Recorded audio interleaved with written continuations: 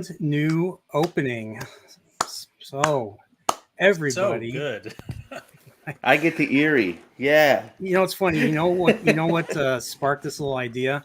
I was watching. I know Salty's really good friends with this channel. They're called Fellowship of the Fans, and they have the Rings of Power. They have the Rings of Power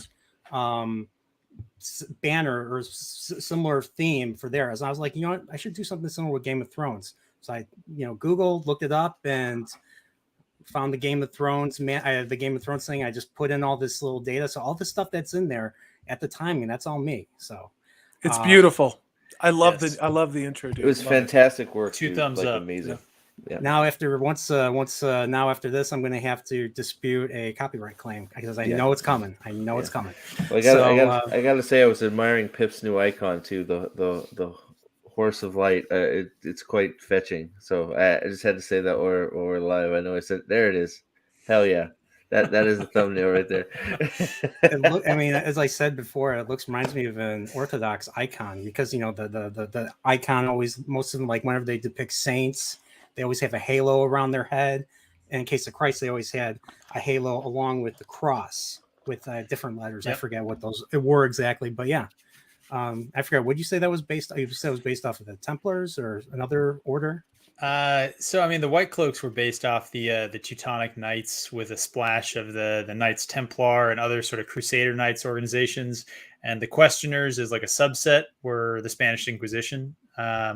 This picture is some fan art of the White Cloaks, and then myself, the retarded horse from Family Guy. I did some Photoshop work. Oh, you mean the horse in the one horse town? No, you shut up. You shut up. Wait, I hear the wind. Welcome to another after show. We're going to be talking about the rings of what? Oh no! Hold on. No. I'm gonna have to log out real quick. I gotta get re-prepped, right? What am I doing? I got a thing. I can't do more Rings of Power. I got a thing. Yeah, that was my joke to all you guys. No, we're not talking about the Rings of Power. We're actually talking about something relatively good. We're talking about House of the Dragon. So once again, just to be clear, I'm still kind of on the fence about Rings of Power. Now, how everybody else feels, I understand why everybody feels that way, and I respect it. Is that fence like that tall?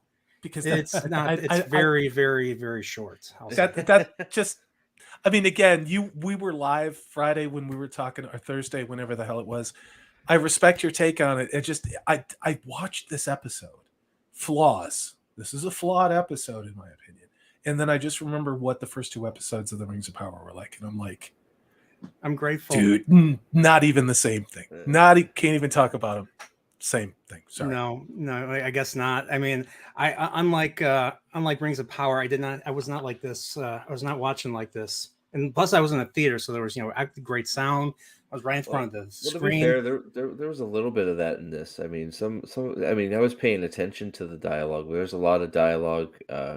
We were contemplating that maybe it's because we got some of these long, and it's not. I wouldn't call it exposition. It's dialogue. They're having conversations and building relationships, but some of it dragged on a little bit. And probably I would think because it's like they have another at least 2-year gap, so they're having to fill in the gaps there a little bit. So there's sort of an uphill battle there. They do it okay, but some of it got a little long-winded, I think. I don't know. Yeah. I don't know what you guys think. I agree. Yeah, I think the point you made, it drug on a little bit. I think that's about the right way to characterize it. A little bit. It drug on a little bit. But the thing I'll say is that I feel like the dialogue that was there was at least always serving a dual purpose. Yes. So like it was telling you a piece of information, but it was also giving you the relationship between the two people that were talking. And that, it's nice to see, two things happening at once on screen again. Like I thought we forgot to do that. Yeah, it's not just an exposition note. Sorry. Yeah. No, it's true. And that's the thing about a time jump is they have to rebuild the world so that we know WTF, right? So it's a different type of a thing for me to watch, not having watched Game of Thrones, in the first place. Now they're catching up. Suddenly we've got Viserys with a male heir and another bun in the oven with his young wife. We've got a 17-year-old Rhaenyra. I think that I'm saying the name right. Rhaenyra. Sorry, I've got stream brain because I was busy talking for an hour with Steve. We've got Rhaenyra. The thing about this is that I wasn't annoyed. Never once was the fourth wall broken. Never once. Never once was I distracted by bad aspect ratios, by weird music, by shitty looking armor. It was just, I am really in this world. And the costumes look fantastic. There were more than two people talking to each other on screen. It just, it's a good show. This, I gave this a 6.5 out of 10, which is the lowest score I've given in this season because of the way it ended. But this show has got we can't just be talky for 60% and then, now we're going to have big explosions and stuff to end the series. So that's your initial take, Corey? 6.5 out of 10. Yeah, my lowest of the season. I need to rewatch it. I do, because I think I missed a lot because I was trying to review it live and keep up with chat. But that battle scene at the end blew my mind. Absolutely blew my mind. What about you, Steve? You're muted. Yeah. Sorry, I am muted. Sorry, typey and talkie not worky for Stevie. I was about a 7 or 8 still. I mean, it was one of those. It's like Pep said, the dialogue, well, for me, it drew out a little bit. It was meaningful. It wasn't just blah blah blah. It wasn't just exposition dump. So like meaningful conversations being had. Everything still looked fantastic. Most of the CGI was on point. The end battle, while I know we're talking pre-show, the battle tactics were a little bit wonky at first. I enjoyed the scene. It was fun, and it's a 7, 8. I don't like giving number scores, but I'd say around there. You Pips? Yeah, so I agree. I think with what Salty said and what Steve said, and I'm probably actually in the same ballpark in terms of the scores as well. I think I gave the first one like an 8. The second one, I think I was at like a 7, and I would put this one right there at a 7. There are some things that it did a little bit better than the last episode, but I think the reason that it's still at a 7 and not higher, because I do think it was better than the last episode in terms of pacing, was honestly probably some expectation management. So I feel like what we were shown in the like next week on House of the Dragon, I was thinking this episode was going to be a little bit different, and I said kind of in the pre-show, 3/4 of the way through this episode, I was like, are they going to bait and switch me again? Is Daemon in this episode? That's what I was starting to think too. I was like, all right, when are we going to have something? Now, the scene with the boar was interesting, right? I mean, that was a hell of a twist. That scene with that white stag was epic, though. It was epic. So yes, it was. Did it not make you think of Star Wars when they were on top of that high point? It reminded me of the prophecy of the white buffalo. That's what I was thinking. And the symbology of the white stag, I believe there's some actually paintings that go back to the Renaissance. And all I kept thinking about was that famous unicorn tapestry and how that iconography was put within the show. Some great moments. Like I said, I have to rewatch this because I almost just gave it a 7 again. But I was like, guys, you can't just do this talky for most of the show and then do the big battle-y thing at the end like Pips and Steve were saying. So, So I know I don't want to get too off, but what exactly is the tail of the white buffalo? Oh, hold on. I feel like this is something I should know. And let me get my professor hat on. So this is I believe it is among the Ute tribe and the Sioux. But the prophecy of the white buffalo is that when the white buffalo comes, it essentially means the end of this cycle of the world. And a white buffalo was born, I think it was about 10 years ago. So it's an indigenous person, a Native American belief. I do not want to be insensitive. I do not want to upset people in our community who know more about this. I just know that iconography is popular throughout cultures around the world. I'm familiar with it, having spent a lot of time in Colorado, Wyoming, Montana, and all that type of stuff. So it's just whenever you see an animal like that, it can mean a couple different things. It can mean doom, but it can also mean grandeur.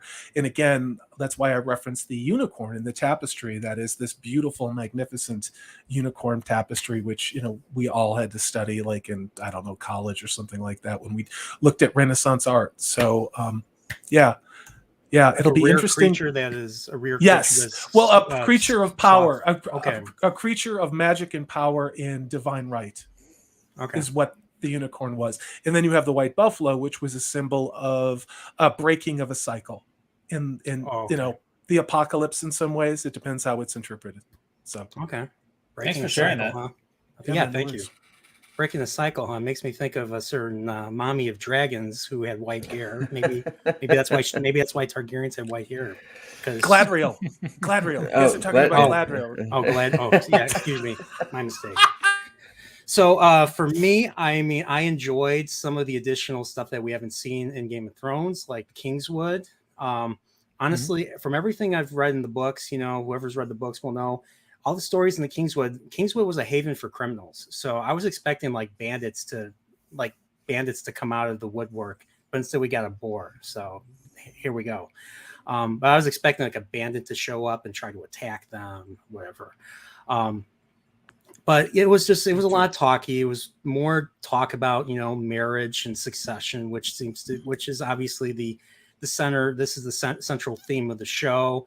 And because of these issues is what's ultimately going to drive the kingdoms to war, major civil war, which, I think is going to erupt at the end of this season. I don't think we're going to actually see the civil war until the next season. Did you guys see the news about that they're going to be getting different actors to play some of the characters we've seen because of the time jumps that are coming? Oh yeah. Well, I know Rhaenyra is going to have I forget the actress's name who's going to be playing Rhaenyra.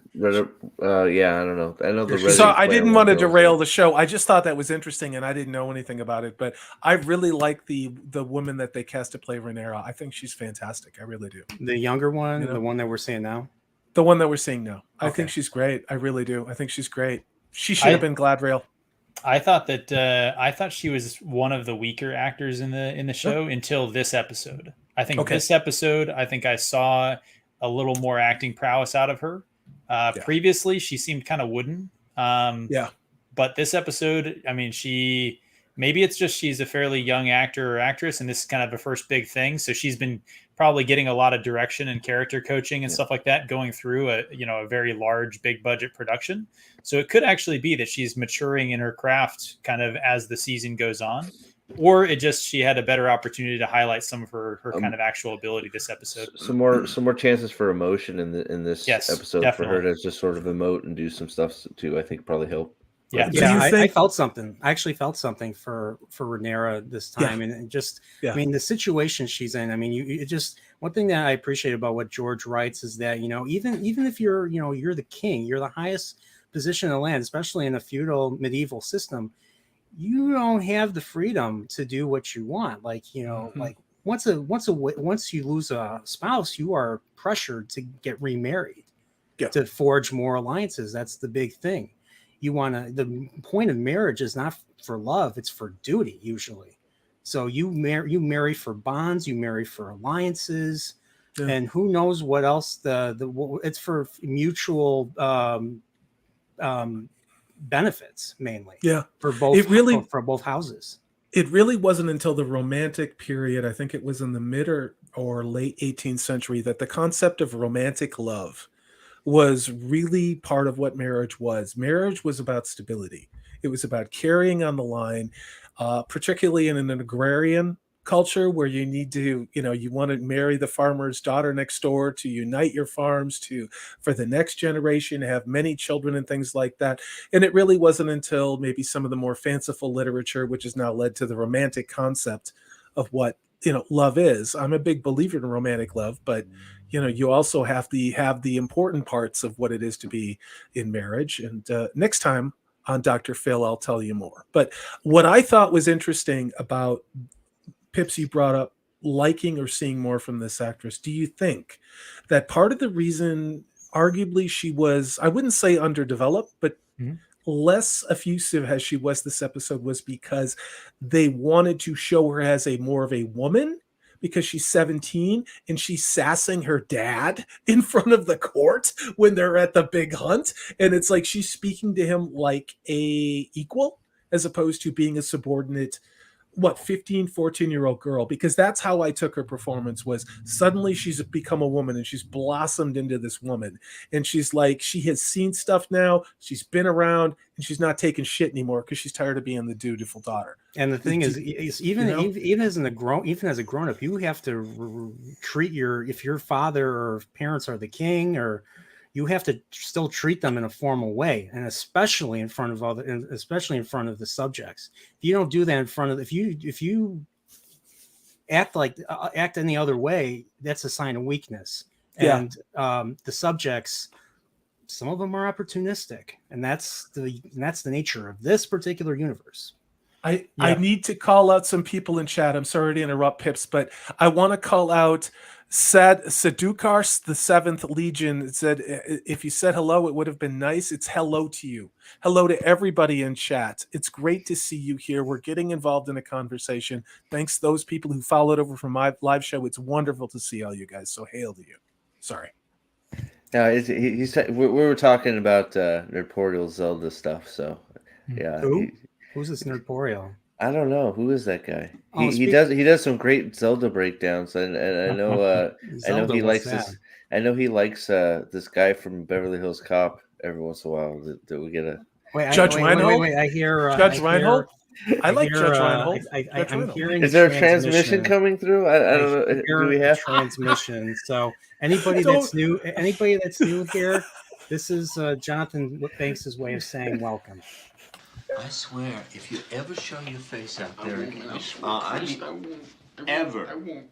Ever. I won't. I promise. Oh! You're welcome, my friend. There you go. I got his attention. So sorry, Pips. I didn't mean to interrupt you, dude. Sorry, man. No. Man, I totally forgot what we were even talking about. Something about her aging up.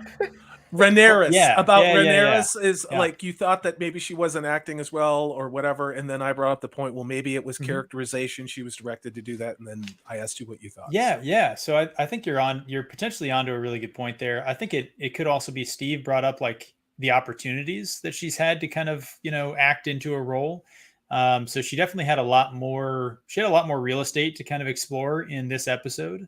So that, more of an opportunity, maybe like you said, the direction to be more mature in this. I think my concern the first 2 episodes was that I knew that she was going to get a new actor or actress rather to play the character after the time jump. And so I was watching her portrayal of the character the first 2 episodes, thinking that might be what she gave us for 4 episodes, and then we get a new character. And I was gonna say that's gonna be a hard sell for the older actress to come in and try and give us a fully new character. But I think either opportunity, like Steve said, or direction, like you're bringing up, she's doing a pretty good job of bridging the young girl, unsure of herself, maybe still angry about her mom's death, to potentially someone who's kind of coming into a role as a leader in court. I think. Yeah. I mean, maybe I'm wrong, but that's how I'm taking it. I really enjoyed her character this episode, and I totally agree on all your points. She had more to work with, and it's going to be a shame when they do the time jump and she's going to be gone, because, like you said, I mean, she's great. A new actress. I mean, is this new coming into her own even as good? I mean, are they? Is there going to be a difference? I mean, we'll have to see when we find out. So.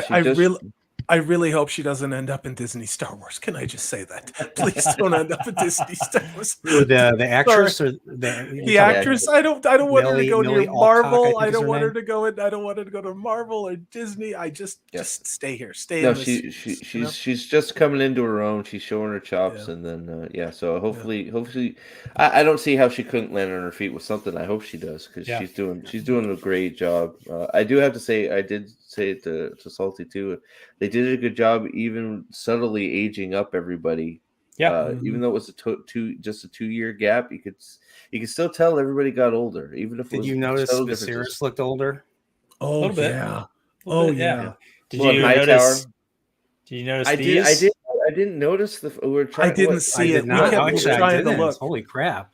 These two fingers were gone and Were like they? blackened nubs. I was Oh, looking, and I no. obviously Oh, missed the I didn't opportunity see because it. I was looking. I didn't. It wasn't straight out at us, though, was it? Did you have Yeah. to? Pick It was I not. It didn't- was It subtle. was He was subtle. he was drinking tea, talking to Alicent, Okay. Yeah. and Okay. if you the couple times that he held it in his left hand, they didn't I'll have to highlight look it back. at all. They didn't do, which is I actually really liked. Yeah. Like I was Yeah. looking for it. Yeah, I Darn missed note it. taking. Sometimes I just Dang miss it. stuff when I take notes. I'm looking Hey. at my paper. I'm writing. I know. I'm running the writing Thank chat, you. reading chat. I'm Thank trying to God watch Pips it is on here, another 'cause- screen this size. full so good credit. call. Full credit to my wife. She actually caught it the first glimpse that was in there, and yeah, so Oh, Good hail job. Mrs. Pips. she's a good nurse, job. so she looks for that kind of stuff, I guess.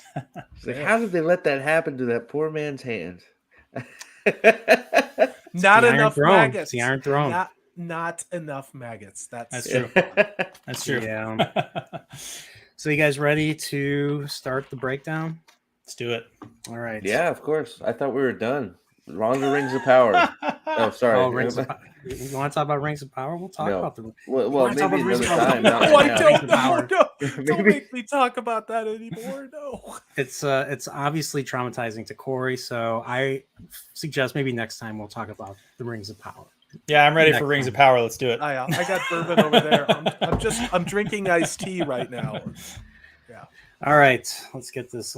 So episode begins, same opening as usual. So we get a Valerian banner, and it's a night, and we see a burning ship. That was a great freaking shot. That burning ship. Wow. Like That was incredible. That was incredible. It's very Yes, it strange. They was. started real good and Yeah. then like ended real good. It's very so beginning was really cool. Yeah. And what's funny was when we saw the blowing up. I'm going to bring up Rings of Power again. When we see the ship blowing up in Rings of Power, we were all just like, "Oh, we've seen this before. We've seen this in Game of Thrones," which was when I saw the Game of Thrones season 2 Blackwater battle. Awesome. Yes. But Oh, seeing yeah. that, it was just everybody was like, "Nah, Yeah. you're just copying Game of Thrones at this point. Have you no shame?" So. No, they have no shame. No, None. zero shame. but yeah. but just like the whole atmosphere. So we see the burning ship right there. We see smoke everywhere. Yeah. And we see the Crab King, and they're tying this one guy down, and he's like he's driving nails. He's crucifying the dude. Yeah. But Essentially, they are. not quite crucifying, but he's Yeah. nailing his hands to a post. And of course, the guy is talking, big talk, talking shit, saying, "Hey, our Prince Damon's going to come. He's going to burn you all alive," and blah blah blah. And Oh, and while he's doing that, he's also screaming because there's crabs crawling on his body.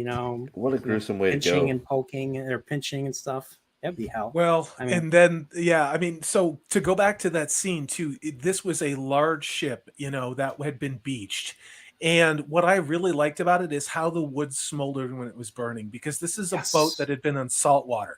And when you're dealing with wood that is soaked in salt water and you burn it, it gives off a ton of smoke. The whole beach had a haze of smoke. It's like burning damp driftwood. And so I love the thought that they've put in the atmospherics of this. I mean, the immersion is incredible. Yes. So many times with that show that shall not be named, the immersion was broken because the color palette was all over the effing place. In this Mhm. show, when you are on the ocean, when you are at the beach, you know it. There's mist, and when things burn that are wet, you have a lot of smoke. I know it's a little dipshit detail, but I love stuff like that. I do. I appreciate you kind of pointing that out, because I would say I hadn't been able to put my finger on kind of what about that scene I feel like made it feel kind of real. But I think the description you're giving there is part of the reason why you could just watch that and you don't even really necessarily question it, right? Like I didn't really even have any thoughts about it. I was just kind of like, this is a good looking scene. Like I like this, Yeah. It's say just this. stuff I'll like say that, this really man. quickly. I'll say this really quickly. The reason why I think that House of Dragons is doing so well compared to this other show that I won't say for Corey's sanity, is because of the experience. I mean, they've been Yes. working on Game of Thrones, HBO, and I'm sure all the same people have been working on this. Well, almost all the same people. They got rid minus of those Dan two and top Dave, people. and Sapoknik's gonna be gone.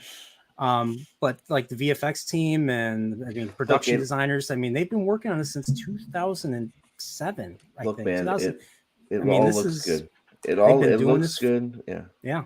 It all looks good. The ship burning looks good. The people look good. The crabs look good. Everything you believe you're there. You believe the world is there, and everything fits in its spot. It's nice to see attention to detail. Yeah, and even what they were wearing at the hunt, the armor on the people, it was a big deal after the Rings of Power, seeing Gladriel's pauldrons, which were like this high on her, and when we got a close-up on a side angle, you saw that it was cut plastic. And whoever cut the edge of that plastic, you could see the warped plastic, and it wasn't a clean cut. And you never see stuff like that on the show. You just believe it's armor. You believe they wear this. They live in this. Same thing with the weapons. And it's like, it makes a difference. It really makes a difference. Okay. Before we go any further, there's one thing I do want to bring up or say to the chat. So if you have any questions for me, based on the nature of the show and the fact that Nosferatu called me a human god in my last stream, and it got to my head, I demand that you will refer to me now as your Nerporial Grace if you have any, if you mean to address me in any way. So, yes, it did get to my head. Will I become megalomaniac? It's inevitable at this point. So, yeah. So, I mean, if you guys want to distance yourselves from me, that's fine too. So, but yeah, that's just. I'm kidding. You just do @Nerporial, and I'll answer your questions after the chat, and I'll save the comments. So, and look who's here, by the way. Look who's here. That's what I was going to say. Yep. So, anything else before we go on? You have 12 people in chat. Hail to Marco. Hail to Jeff P. Hail to Sedukars, the 7th Legion. Hail to Nosferatu, the vampire. This cat lights up a chat. Great to see you. It's wonderful to have all these people here. Please send questions, your comments. What did you think of this show? I would love to hear what you guys have to say too. Absolutely, I totally agree. All right, let's keep this going. So the men are in trouble. So this is obviously a losing war on the end of the Valyrians. The Triarchy has the advantage, obviously, but then a dragon arrives. And not just any dragon, it's Caraxes. And who's pilot? I'm going to say pilot. Who is riding him? Damon. I mean, it's basically piloting. I mean, here was a moment I actually did not. Maybe you guys saw this coming, perhaps because of the cheesiness of this guy's speech. But the guy that was tied up, nailed, he's like, "Save me, my prince, save me!" And then the dragon just stepped on him. I didn't think that was going to happen. Oh man! I thought he was gonna get barbecued. I thought he was gonna get barbecued. Yeah, I thought the same thing too. Yeah, and it was worse. He just lands on him. It was just like it made me think of. I might reopen some old wounds, but I thought of The Hobbit with when they killed Smaug, and Smaug fell into the water and crushed. What was it? What's it? The Master. Yeah, the Master. What was that? I forget the actor's name. I can't think of it. But yeah, when they were on the boat, and he just. Dude, you're killing me. I'll be back. All right. so that goes on, and then the dragon's out there. He's riding it like a boss, and I swear I could not help but he's like, "Come on out, Triarchy, come on out to play!" Yay, I couldn't help but think of the Warriors when he was like beckoning him to come out and everything. Such a great movie. I should have gotten a clip of that. Dang it, Stephen Fry. Stephen Fry. Okay, Stephen Fry. All right. Yeah. But the Doctor is a man.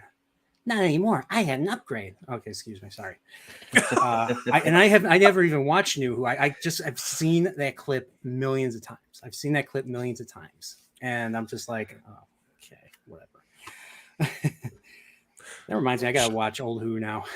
Dude, I know. Believe me, I haven't watched. I really want to watch The Talons of Wang Shang. It's one of my favorite episodes. The horror of Fang Rock is probably one of my favorite Tom Baker episodes ever. If we're gonna go down that weird nerd hole, There's nothing bad about Tom Baker. oh God, I love those. But Nosferatu the Vampire has a question for you, Steve. It's not about the show, but he wants to know why you're not wearing your sleeveless shirts like you've been wearing on every freaking live stream for the last month. My air Why the conditioner's change? fixed. What do you want? What do you want? My room is thrashed, but It was getting flagged for adult content. It was just That's too true. hot, too That's hot true. for YouTube. Yeah. The problem was they struck him for firearms because the gun show. He was having a gun show. Yeah, well, the way I'm every losing stream. subs, I wouldn't doubt it. My whole channel probably got flagged for inappropriate content. But sorry. Yeah, I think I saw something. They made an announcement about taking one of your streams down because you were doing a hot tub stream, something like that. Yeah, Man, that was getting some views too, man. I was like, wow, dude, all you gotta do is get in the bathtub with the rubber ducky and I'm good. Yeah. You and Princess Diza in a bathtub full of baked beans. Oh, dude, I had her picture right on my shoulder. We were like sitting there like that. Yeah. It looked like it was right from the show. It's pretty good. Oh Jesus! What's up, Nathan? How you doing? Wait, I had to put this one up. Did you all love the scene where Daemon castrated Gil-galad on the shores of Valinor before catching up to Galadriel in the ocean swim to Middle-earth? That'd have been brilliant. Dude, But spoilers. Say spoilers. Yeah, spoilers. Yeah, I Just mean, say good spoilers. lord. Yeah. What the heck? By the way, Nathan, check out my latest Zelda video. If you Hail, had hail to you, Nathan. There are some of us on this panel who know what's happened for you this weekend, and our prayers are with you and your family, and we are here. It's great to see you.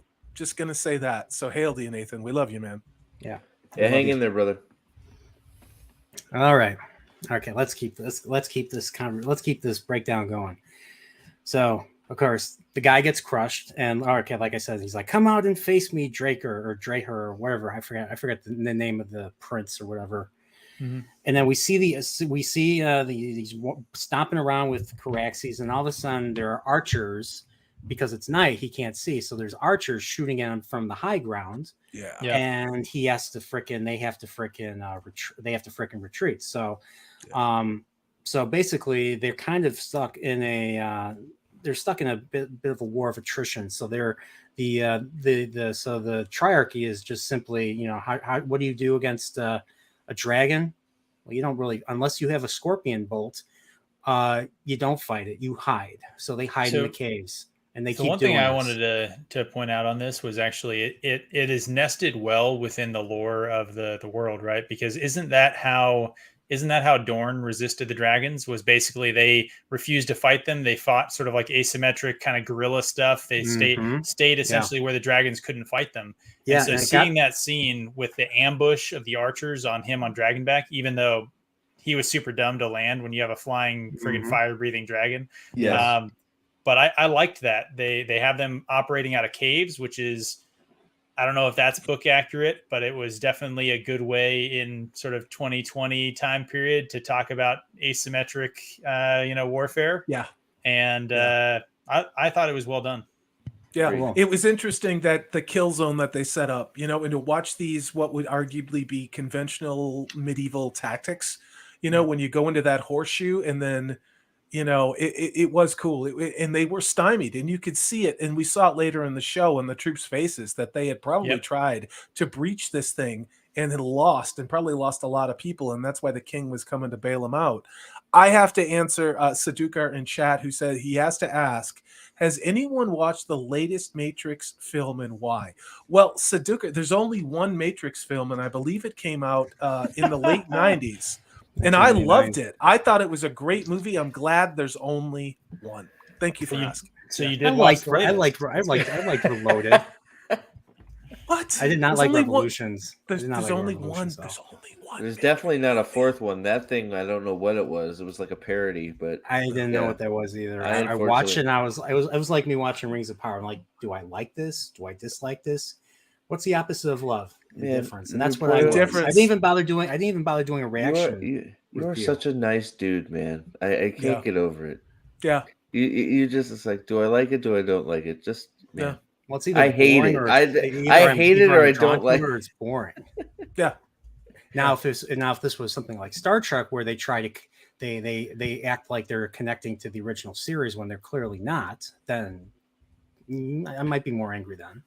I totally triggered your chat on the Matrix. Mission accomplished. Mhm. Oh well, everybody's gonna agree. Boy. So, all right, let's get back to this. So, so the Damon ends up getting hit in the shoulder, and then the archers try to shoot the dragon, and the dragon raises its wing, and the fire arrows do not penetrate the wing, which was awesome. And then like I said, he retreats, and then that's where we don't see stepstones, we don't see any fighting for a while. So now we're back in King's Landing, and some time has passed. So we see that we meet Aegon, second of his name. And of course, he's a babe, and this is his second name day, which is Westerosi for birthday, especially for a king. And what do they do for name days? Well, they either have they have jousting, or they have fights, or they have hunts. Like in this case, in this episode, we get to see a royal hunt. And from my experience in watching and reading, fantasy and stuff, usually, especially more Machiavellian type of stories, usually a hunt is a great opportunity to assassinate somebody or get rid of somebody. And the books talk about this quite a bit. Like Sam Tarly in the books, and I don't remember if they said the same thing in the show. Actually, they probably did say the same thing in the show. Sam Tarly was like, if you don't, his father Randall was like, if you don't go to the wall, I'll just find a means of getting rid of you. Just maybe there might be an accident at the. I'm pretty sure that came up in the a show. hunt. Yeah, and you will be required to come. So. Yeah. We were like, I don't know this. I was waiting for it the whole time. I'm like, dude, something's gonna happen. The king's going down. Because I don't know what's happening from the book. Yeah, so. I don't either. So I was waiting for it.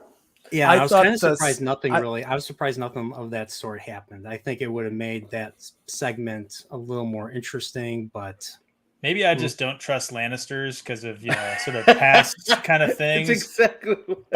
But I was like, that spear, it's got to have a poison barb somewhere. Something, right? Like, don't use don't trust that dude. Like, look at him. Yeah, the remember, Lannisters always pay their hit him in the. Remember, Lannisters always pay their debts. Yeah. So first thing we see in this scene, so they're having a feast in the castle in the Red Keep, and I was like, who is this Lord Douche that is talking to Sir Otto, the King, Otto Hightower? And I'm like, okay, that's a Lannister. That after watching this episode, I was like, okay, that's a Lannister. He's blonde hair. So the Lannisters all have blonde hair. They have green eyes. Well, the big I don't know if this actor had green eyes, but he did have the blonde hair. So at least they're trying to make them look like. I was proud of myself because he was wearing the big lion sigil. I'm like, what is the lion? It's like Lannister. Right before it's like Jason Lannister. I'm like, yes, I got one. All right. And did you know that actor Jason Lannister and his twin were the same actor? He played I can't remember the name of the character, but he was in season 1. And he gets killed by the mountain during the season 1 jousting. So the thing broke and it went into his neck and it killed him. I forget. He was from the Vale, and he was supposed to be. I think he was supposed to be like a double agent for Littlefinger. I don't remember exactly, but the mountain killed him. I remember the scene. I don't remember him, but yeah. It was that same actor. I was surprised to see him again. So maybe these twins die and then they become reincarnated and they become reincarnated and now they're they turn up in the Vale. They float up 200 to the Vale. years later. So I don't know. Who knows? So this isn't Rings of Power, man. Come on. Yeah. So. I just went on Amazon to see if there were House of the Dragon action figures because HBO Max has been making fun in the face of Amazon this whole time. And I would love if Amazon didn't sell their own action figures for the Rings of Power, but HBO actually had 1/6 scale figures from the show because I'm pretty darn sure a lot of people would buy them. I would. I absolutely would buy 1/6 scale figures from the show. What would you Just wanna buy? say that. Anything I would buy. particular? I would buy the Damon. I would like to have. Rhaenyra. I would like to have her. I want those. I would like to have the dragon that Damon rides. I'd like to Caraxes. have the Caraxes. I'd like to have the crab feeder. I would. And you know who else I'd like to have? I'd like to have the sea snake. I think those would be amazing figures. Say, You know? Corlys Valerian is yeah, he's doing some pretty sweet stuff in that battle scene. He was getting after. Oh it. yeah, Yeah, I loved when he went after, what was it, his brother for talking yeah. all that shit. I was like, that was awesome. It's like quit you stoking mutiny and everything. I was just like, Blood yeah. or no, I won't have you. Yeah, that was good. Yeah. And I liked how Lanor called him master of complaints. Okay, I was they- just like, dang, that was savage. That was that good. was savage. They aged up that actor, right? Yeah, because I think he was a kid. He was a kid a Yes. few episodes ago. He was like, So in the 2 years, he definitely had a growth spurt. yes, he did. Yeah. Yes, he did. I mean, what was it, like a good 2-3 years? I think it's been 3 years since I thought it was episode two. 1, because we saw them Since in episode 1 Yeah. at the Yeah. tournament. Okay. Yeah. So, yeah, 3. Yeah, Lot. two- I mean, two when and a you go half from the at age least, of 13 yeah. to 16. 3, That's 4. a big difference. Yeah. Yeah. At least that's what I assume. And we learn a little bit more about Lanor later. That Lanor prefers the company of certain people. We'll just say. But In the books you're talking about, right? in the books, and I'm Yep. sure they're absolutely going to do it in this too. So you think that they won't swap it or something like? no, It seems like that, it's no, it's that, it's no. only one type of swap that ever happens. It's only so. But yeah, going back. So of course we hear Otto and this Lord Lannister, I forget his name, discussing succession. They're talking, they're happy, the 2-year-old, he's going to be the king one day. And Otto is just kind of dismissive of it because Otto is cunning. He's not going to openly say what he actually thinks because he's a smart character. And like I said, like you guys said, we meet Tywin Lannister, and of course I wrote down same with season 1. I already mentioned that. Big feast when we find out that the Valerian and the troops are losing through a report from, I think, Thailand. And we learn it's a war of attrition. Mercenaries are losing. They want to leave. And of course, we find out that the crown just simply won't intervene. They view that as their own responsibility, their own war, that they're nothing but malcontents, as as King Viserys says later down the line. And and he's just like, he keeps asking while they're giving reports like, where the hell is Rhaenyra? Where the hell is Rhaenyra? Well, we find out where Rhaenyra is. She's sitting by a tree, reading a book or doing homework or something. I don't know what she was doing her studies, and she had a bard singing, and the bard was singing the same song over and over again to the poor bard. It's like, are you sure you don't want me to sing something else? He's like, no, you're gonna sing. And then all of a sudden, Alicent comes out. Now she's the queen, so of course Rhaenyra has to address her as, your grace. And we see that she's very pregnant with a second child because, well, there's 2 sons. There's 2 sons. I believe the second son is more of a warrior than the first. I'd have to read. I've not had a chance to read any more World of Ice and Fire this week, so I'll try to catch up now that I'm done with my Ocarina of Time stuff. Great video. Thank you. I have a lot of took me a respect long time for the hours that you put into that. I have a lot of respect, dude. Really. Thank you. Really. So so she comes out, and the queen is just like, the queen's telling the bard to do something, and Rhaenyra is telling him to do the opposite. Yeah. And you're like, don't you just hate it? You serve, you're in that position, and I want to talk about the messenger. I want to talk about the messenger. Like, just imagine having that job. But that was funny. I was like, "Are you kidding me?" Yes, Jesus. But being in that position, working with, and one thing about the books that is said quite a bit, and I think they even said in the show too. Well, I think they especially said in the show. Gendry says it. When you are lowborn, you take the interest of highborns. That's a bad fucking sign. That means they want to use you for something usually rotten or something, and it's usually Oh, usually yeah. at your expense, so you're likely not going to come out alive from it. So, and it's just I think it's always that feeling of constant fear that especially the servants and messengers in general have to face when you're living in this type of feudal world, serving lords and ladies and kings and queens and princesses and princes and everything. So it's crazy. Yeah, that's the world they're moving us toward too. Isn't it funny? Anyway, I'll stop talking. Never mind. So so he ends up following the bard ends up obeying the queen, and he takes his leave, and the queen is there just basically she's sent by the king to say, hey, come and join your it is your duty, come on, the king wants you to come and we want to be there as a family, join the celebration. And she's like, no. And we're kind of like, why is she acting like this? Well, anyone that's read Fire and Blood will know why. And it's just she's just not happy. She obviously is feeling that she's going to be supplanted by this brother that kind of just came out of Otto Hightower's daughter's loins and everything. And it was just one of the she feels betrayed. I think she still feels betrayed from last week, obviously the way she reacted when the king said he was going to marry Allison. So the one thing that I didn't like all of the characterization that she got in this episode. I understand that some of it might be she's a 17-year-old girl, so she doesn't have all of her shit put together. She's got, she doesn't know everything, is not, making sort of perfect tactical decisions all the time, all that other stuff, right? But still, I kind of feel like I'm not really sure what to take her as. She came off as a little spoiled dish.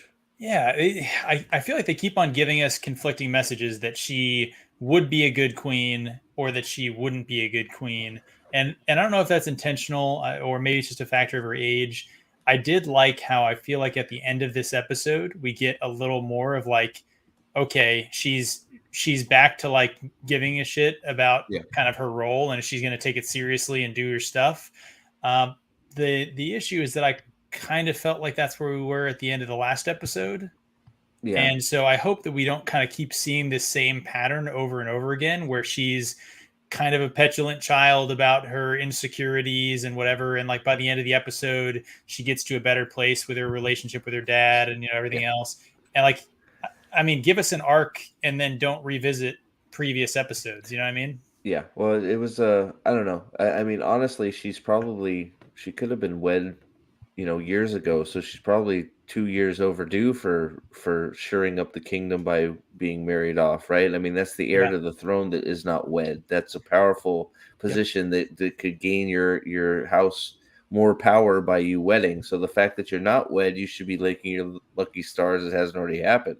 And right? it's still a matter of duty. Like, if you've seen Game of Thrones, you know how much shit Tywin gave Tyrion about putting Sansa. Sansa to bed. I mean, look at all of Cersei's children got wed off and dead. Yeah. So, like, I mean, right? I mean, like, against her will, they all got like Tywin's like, nope, she's going there because we need that the support of them. So Marcella went to Dorne, and they were going to send. I think they were going to send Tommen somewhere. Yep. So they were going to send Tommen to the Vale, but then Joffrey got poisoned. And here's the thing. Here's the thing that I think is going to happen. And I mean, I haven't gotten this far, but I'm thinking that Aegon is going to be a lot like Joffrey. Yeah. He's going to be a lot like Joffrey. Yeah. And I know what ultimately happens to Rhaenyra. I will not spoil it. But I think they're going to depict Aegon as the toxic, the crazy, like the crazy toxic, terrible. Like Joffrey. Yeah. And I think they're going to try and I mean, if they make Rhaenyra just maybe not, if they don't make it too one-sided to the point where, Rhaenyra, they make Rhaenyra look like the good guy and Aegon the bad guy. If they can make it more gray like that, I will have nothing but respect, and I will adore the hell out of the show if I see that. Because Rhaenyra, because I mean, the thing is they're pushing is there, men would rather burn the realm, then have a woman sit on the throne. So I'm curious if they're going to depict Rhaenyra in a almost completely positive light, or if they're going to actually go into the gray route and say that it Dirty her up a doesn't little really bit. matter. Power is power, like Cersei says in season 2. Nerdporial, I have a lore question for you. Given what you've read from the book, when we saw that white stag in that moment where Rhaenyra saw it, is that something that you read about, or did the show kind of take that as a liberty to tell us something? What, from like Fire and Blood? Yeah, from the book from Fire and Blood, just in the I don't know, show, or if this was just a moment. Okay, because I just was wondering. I think this was something that they added, but I'll have to, because I haven't gotten this far in the. Sorry, I didn't mean to put you on the spot. It was just one of those things, like if it was fine. one of these lore or legends or something like that. So okay, that's usual. So if I can revisit back to the point you were making about how they characterize the two of them, kind of good or bad. So the point that I was trying to make was less good or bad. I'd like to see just a little more uniformity in her level of competence, right? I'm trying to assess like how smart she is, like, those types of kind of key things. And I liked that Viserys kind of sat her down at the end and was like, listen, like, if you want to be my heir, then you need to take charge and shore up your claim, right? Go find a major house, bind them to you, and then that's how you can make yourself irreplaceable after I'm gone, right? I like that a lot too. I liked that scene. I was frustrated that she needed to be told that. Yeah. Like that should have been something that she understood in her bones because of who and where she was, right? It's just weird how like writers now have to make characters so stupid in order for things to happen or for events to unfold. I'm just like, seriously, just agreed. Yeah, so that's why I recommend Better Call Saul, because Better Call Saul doesn't do that. Oh, here we go. Yeah. Here we go. Here we go. That's all I'm gonna say. So yeah, what about Star Trek? What about Star Trek? Do you recommend Star Trek? Old Star Trek. Kirk. Shatner's Kirk was really smart, and so was Spock. Dude. Yeah, we still have to. I want to watch Star Trek with you sometime. I really do. I want to review that episode we talked about. We gotta do Taste Farm again. Dude, we'll maybe we'll figure that out. We'll figure that out. Can I just call out Sudakar? And if I'm saying your name wrong, it's because Sadakar from Dune. It's Steve's fault. But he asked the question that he says, I was way more. What is it? Chat jumped on me. I feel like Game of Thrones hooked me much more than this, to the extent I couldn't stop watching. Those of you guys who watched Game of Thrones, compared to what we're seeing with House of the Dragon, not to derail the stream, but I mean, did it build like this? Are you having the same attachment to it? I guess, what's your reaction to what Sudukar is asking? Because I think it's a really good question. Like, I'll be honest, early Game of Thrones is some of the best television, some of the best story, is so addictive, especially when it comes to, like, there's always shit happening. Like, the first episode, something major happens, like something you're like, holy shit, and that's how the episode ends. And this whole season played shit out like that. And then it gets to the big part where Sean Bean, does what Sean Bean does best. Dies. He's best in the business. He is. Hey, when you're good at something, you do it right. Now, I even though me and Pips were screwing around there for the for most, sorry, I had to look in chat to see what the hell you were doing. I was like, is Steve having an aneurysm? Did he get his booster? Partially, what's going on? I mean, like, what the hell's going on with Steve? It wouldn't be if I didn't put my mark on a stream by making it crazy. Then I couldn't forgive myself. But I agree. I was hooked into Game of Thrones immediately. Like this is a little bit. I'm enjoying it, but not like that. It's different. It's good, but I was just like, I got to watch that. I watched it as it was going, so I could imagine. Well, hell, even when I watched it the second time before the last few seasons came out, I binged the crap out of it, even on a second viewing. So, like Game of Thrones season 1 is next freaking level of TV, man. It's also though, like, if you think about the actual story itself, right? You're almost a direct comparison. Like, Game of Thrones is to Fire and Blood as Lord of the Rings is to the appendices, right? So I thought you were gonna say something else. I was like, no. So the amount of detailed stuff to pull out and adapt. I mean, you have a much shorter sort of duration story with way more detail, way more to work from, and a lot more people had read that book and were kind of invested to start with. This is sort of a, it's a tangential sort of aspect of the IP. It's always gonna be Game of Thrones light, Yeah, I And mean, it's something like I could see, like, the reason why I'm enjoying it is because I've read the books and I remember some of the details from the books that didn't make it into the show. So now that we're seeing some of those details in this show is just what makes it cool. And plus, I mean, the VFX guys, they all learned from all the years of creating the effects for Game of Thrones. And now they're doing it, and they're taking their know-how to the next level, and that's why this show looks great, as opposed to another show that Amazon put millions of dollars into, but they don't have any experience, and that's why. Rings they of Power also is what it have is. 27 producers, and they also have Like new Star an Trek. art director, and a writer from Star Trek Discovery, the editorial director of Star Trek Discovery, writing for the Rings of Power. But they also have the art director. You said it again. Yeah. I'm drinking. I'm drinking now. I'm drinking. I have my unhealthy coping mechanism, which is a very mediocre Tempranillo, to talk about this. But yeah, I mean, it's just could you imagine if you had the same color palette as the Chronicles of Narnia and tried to do that with the Rings of Power? Because that's what's happening in the Rings of Power. The Game of Thrones has a set color palette. To me, Lord of the Rings has a set color palette. The World of Middle Earth has a set color palette. They're just ignoring it, or they don't have rights, or they're morons, or all the above. Maybe, yeah. I don't know. Honestly, I just don't know at this point. But let's keep the breakdown going. So, Sorry.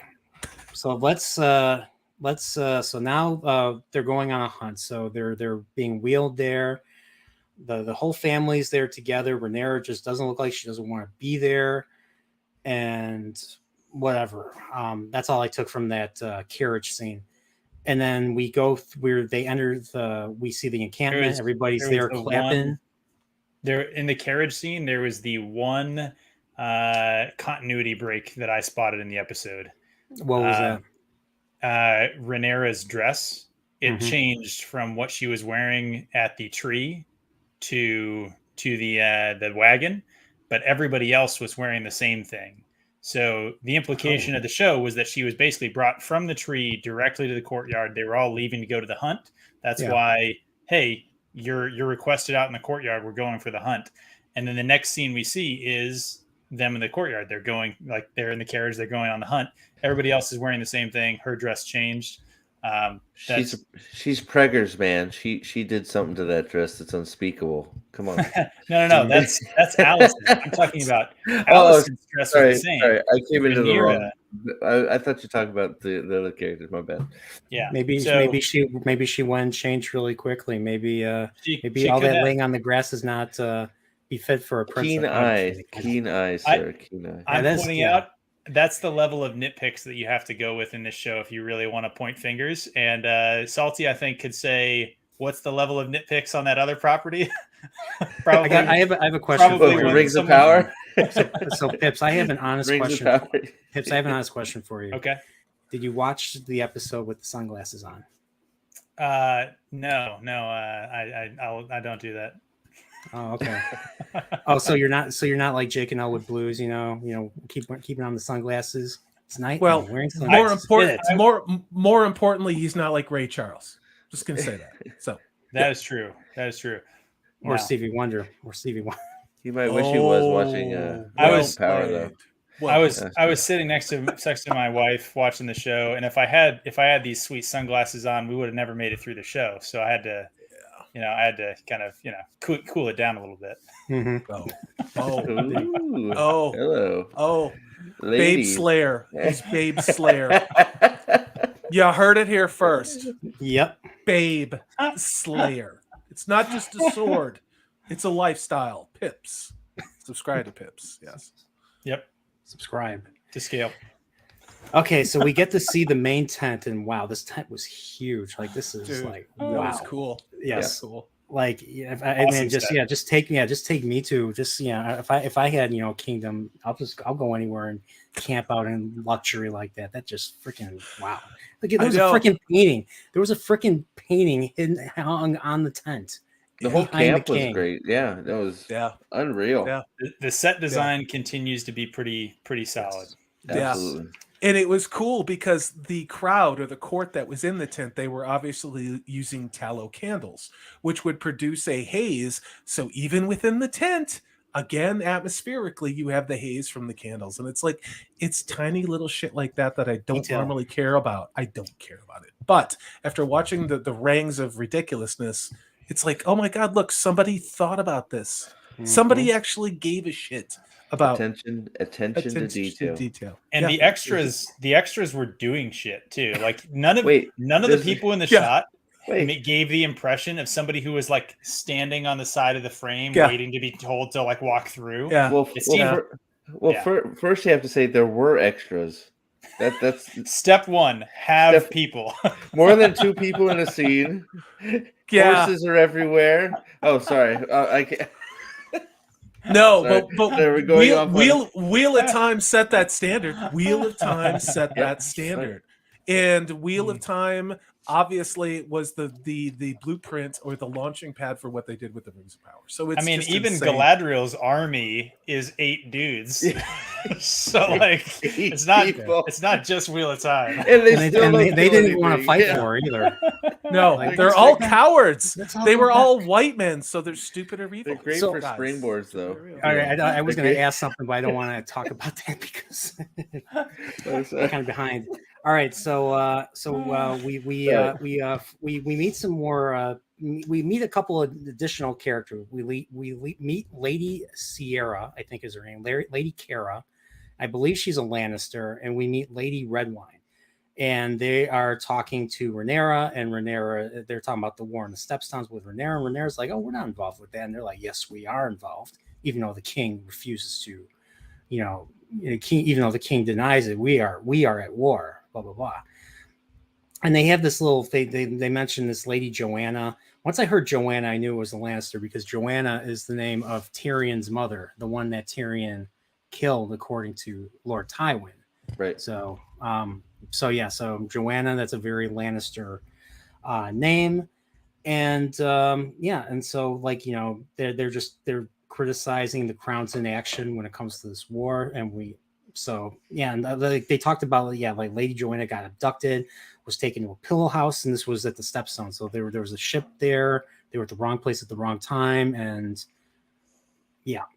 these things are usually, you hear tales like this, and usually they're passed off as rumor, and because of the way the books are written, usually it's an unreliable narrator, so you don't know whether it's true or not. People make shit up. So it's the same idea. Will this pay off? Probably not. This was probably just meant to give a reason for the ladies to be interested in talking about the war in the Stepstones, to remind the viewer, hey, they're still doing this. We didn't forget about them yet. We didn't forget about them. I was like, when are we gonna see more? I wanted to see more throughout the episode, to be honest. I agree. That was the worst part. Is it felt like they like, all right, we built this big ass set.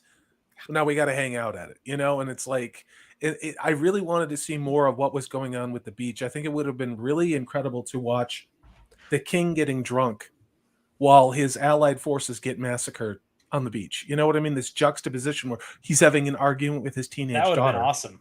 And That his is- fucking army is getting wiped out. But again, I'm not a nice person, so No, that's actually a really good point. And I think probably a lot of us were hoping to see some interspersed shots throughout the season, just to kind of, hey, help the passage of time Break it in up, in both scenes kind of work. But man, the way that you describe it there, that specific scene, especially because the way that they used a similar contrasting scenes sort of set in episode 1, that seems like that would have been a slam dunk to show the two different things going on. yeah. I mean, it doesn't make the king look like a fool. It just goes to show you, I think it reinforces that the king is worrying about these geopolitical strategic things, and then you have men actually dying Yeah. for something that he's entirely removed from. And not only that, but it takes weeks or days for him to find out that a battle's even been lost. You know Yeah. what I mean? And I Yeah. think, but whatever. It's no rings of power. That's all I'm going to say. It's no rings of power. So Yeah. I'll further say that the scene with the women talking about the kind of battle and stuff like that, again, confusing me on Rhaenyra, because she comes in with like a pretty bad kind of, line of dialogue there with the ladies of her court. If she's supposed to be the heir and she's concerned about her position, she shouldn't be pissing off people. So I would have liked it if they'd either given her something competent to kind of say there and shown her kind of inner element a little bit, shown her some competency, or just cut that scene entirely. It didn't do anything to help the arc they're trying to set. yeah.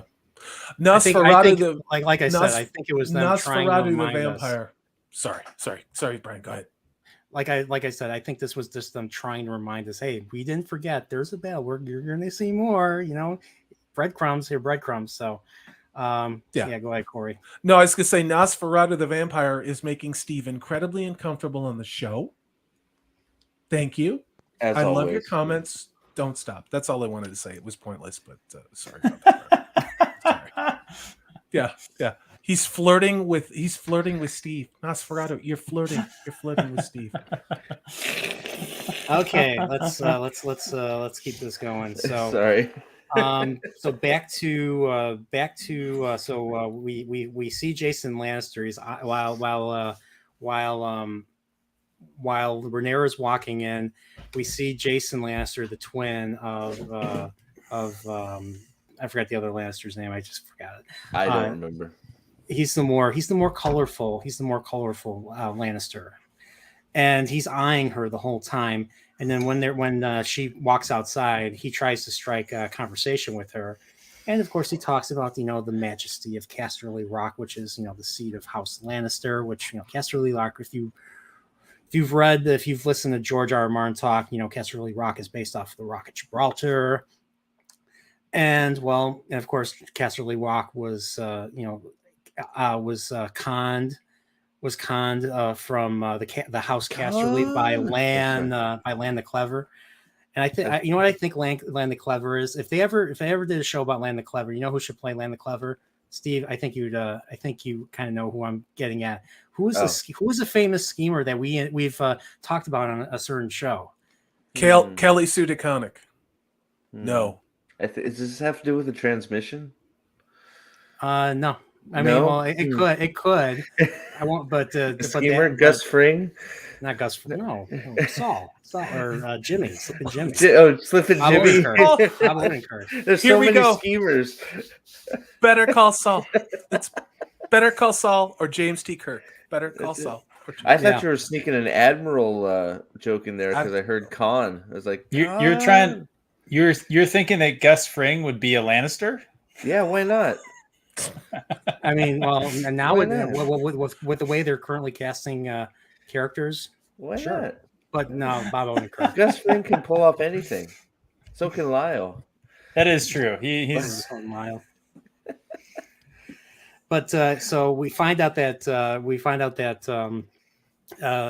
Jason breaks the news to Rhaenyra that he wants to marry her. And right away, Rhaenyra goes and yells or confronts her father in the tent in front of all the subjects, and is like, "How dare!" Or like she's like, "Really? You want to send me off?" And blah blah blah. Kind of like something Cersei would do to Tywin, because Tywin was pulling that shit all the time in Game of Thrones. And it gets to the point where the king ends up yelling at her, saying, "This is really important. This needs to be done." And then, of course, who sticks his nose in? Otto. And then Otto is just like, he's like, "Oh, they're talking about like a great white. They're like, oh, they're gonna get a great white hart is what they call it, the great white hart, and they spotted one, so we're gonna go off into the hunt." I was like, "Oh, is he planning something?" Well, ultimately, no, he didn't plan anything evil yet. Like I was thinking maybe somebody would get hurt, but no. That's what nobody I thought Yeah. too. Yeah, I thought somebody would get an antler in the eye or something like that. Yeah. you know? Yeah, I was waiting things. for it. I mean, the hunt is where a lot of accidents occur. Yeah. Yeah. So Well, interesting thing there, right? So with Rhaenyra kind of splitting and not being on the trips into the woods and stuff like that, it leaves open the opportunity that Otto might have had a scheme Maybe. that maybe didn't have an opportunity to do anything. Yeah. Yeah. Well, I thought Yeah, Otto was my- going to slip in there. Hey, maybe I should marry your daughter, huh? You know, That's what we were live, and Steve's like, "Oh my god, he's I going to thought- ask to I marry thought his he was- daughter." I thought he was leaning in to make that suggestion. Like, oh my god. No, it was worse. It was way worse. So, Mr. Sadukar has been nice enough to donate a €5 super Pound. chat. Thank you so much. Pound Just sterling. loving the side chat as much as the main chat. That is why I come here again and again and shout to Salty, Steve, and Pips. Great stuff. What about me? Hail to you. Yeah. Nobody. Yeah. Just keep making. All you do Zelda is nerd- talk nerd- about nerd Better tutorial. Call Saul. That's all you Yeah, do. that's They it. want to hear Zelda. about us talk about the show. I'm Make kidding. 3-hour Zelda videos. I Jesus. mean, what? You hack. What a Yeah, hack. yeah. You're not wrong. Nerporeal. Who calls himself Nerporeal? Fucking- I mean, it's already it's already thought got, I I mean, was it's a already gotten dick. to my You're a head. You know, total I dick. want people to call me your Jesus. Grace. You know, and it's, Okay, you Your know, Grace. megalomania is No, coming. the I- divine. Henceforth, Your henceforth. eminence. Nerporeal, your I'm not a pope. eminence. I'm not a pope. Yeah, your eminence. Is it a Not pope? yet, Is it a pope? Your anyways. eminence. We need to get a pope hat. Or a high Pope septon. hat for Nerporeal. The Oh, Pope no. of Better Call Saul. So back Second to of his this. name, yeah. Sorry.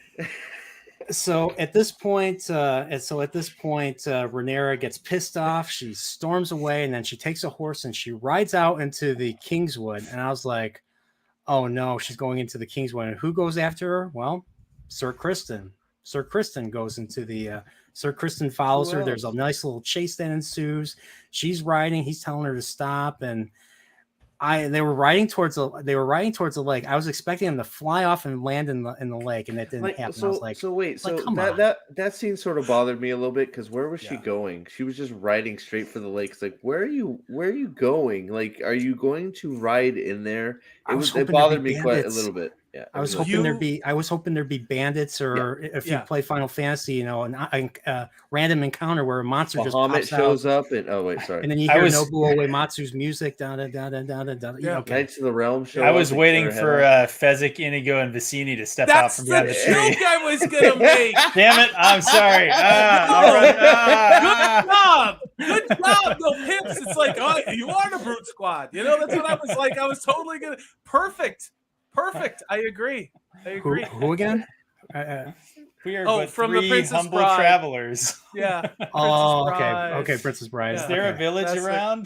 Good. Yeah. Then there will be no one to hear you scream. Oh yeah. Anybody want a peanut? Yeah, exactly. Yeah. I gotta watch. I haven't Well seen that movie in years. played. Well Oh, played. that movie is great. That is an annual refly. I have to watch that movie at least once a year. Yeah. Inigo, my name is Inigo Montoya. You killed my father. Prepare to die. Yeah. Sorry, sidelining. Sorry. Look at that, man. No, I'll talk about Princess Bride all night long. Best movie ever made. It really kind of is timeless. It really It's is. so Blade. Okay, I'm gonna stop talking. But the best double feature I ever saw was Blade Runner for the opener with the Princess Bride. That was an actual double feature I went to in the 80s. That's an all I odd remember. pairing, but That is a very. Hey, it odd- worked. It was at the movie theater. It was fucking awesome. Sorry. I It can't was think of awesome. I can't Did they think show of it any at reason second? why. Did they What? show Princess Bride second? Because I don't know if I could. Yeah. No, they showed Princess Bride second. Yeah. Okay. I can't think of any makes reason sense. why not Dude, to do that. it was the 80s. Yeah, Dude, it why was not? the 80s, dude. It was the Cold War. Ronald Reagan was president. We had big swinging dicks. It was awesome, dude. It was awesome. Oh my gosh, we've gone off the rails. I must be here.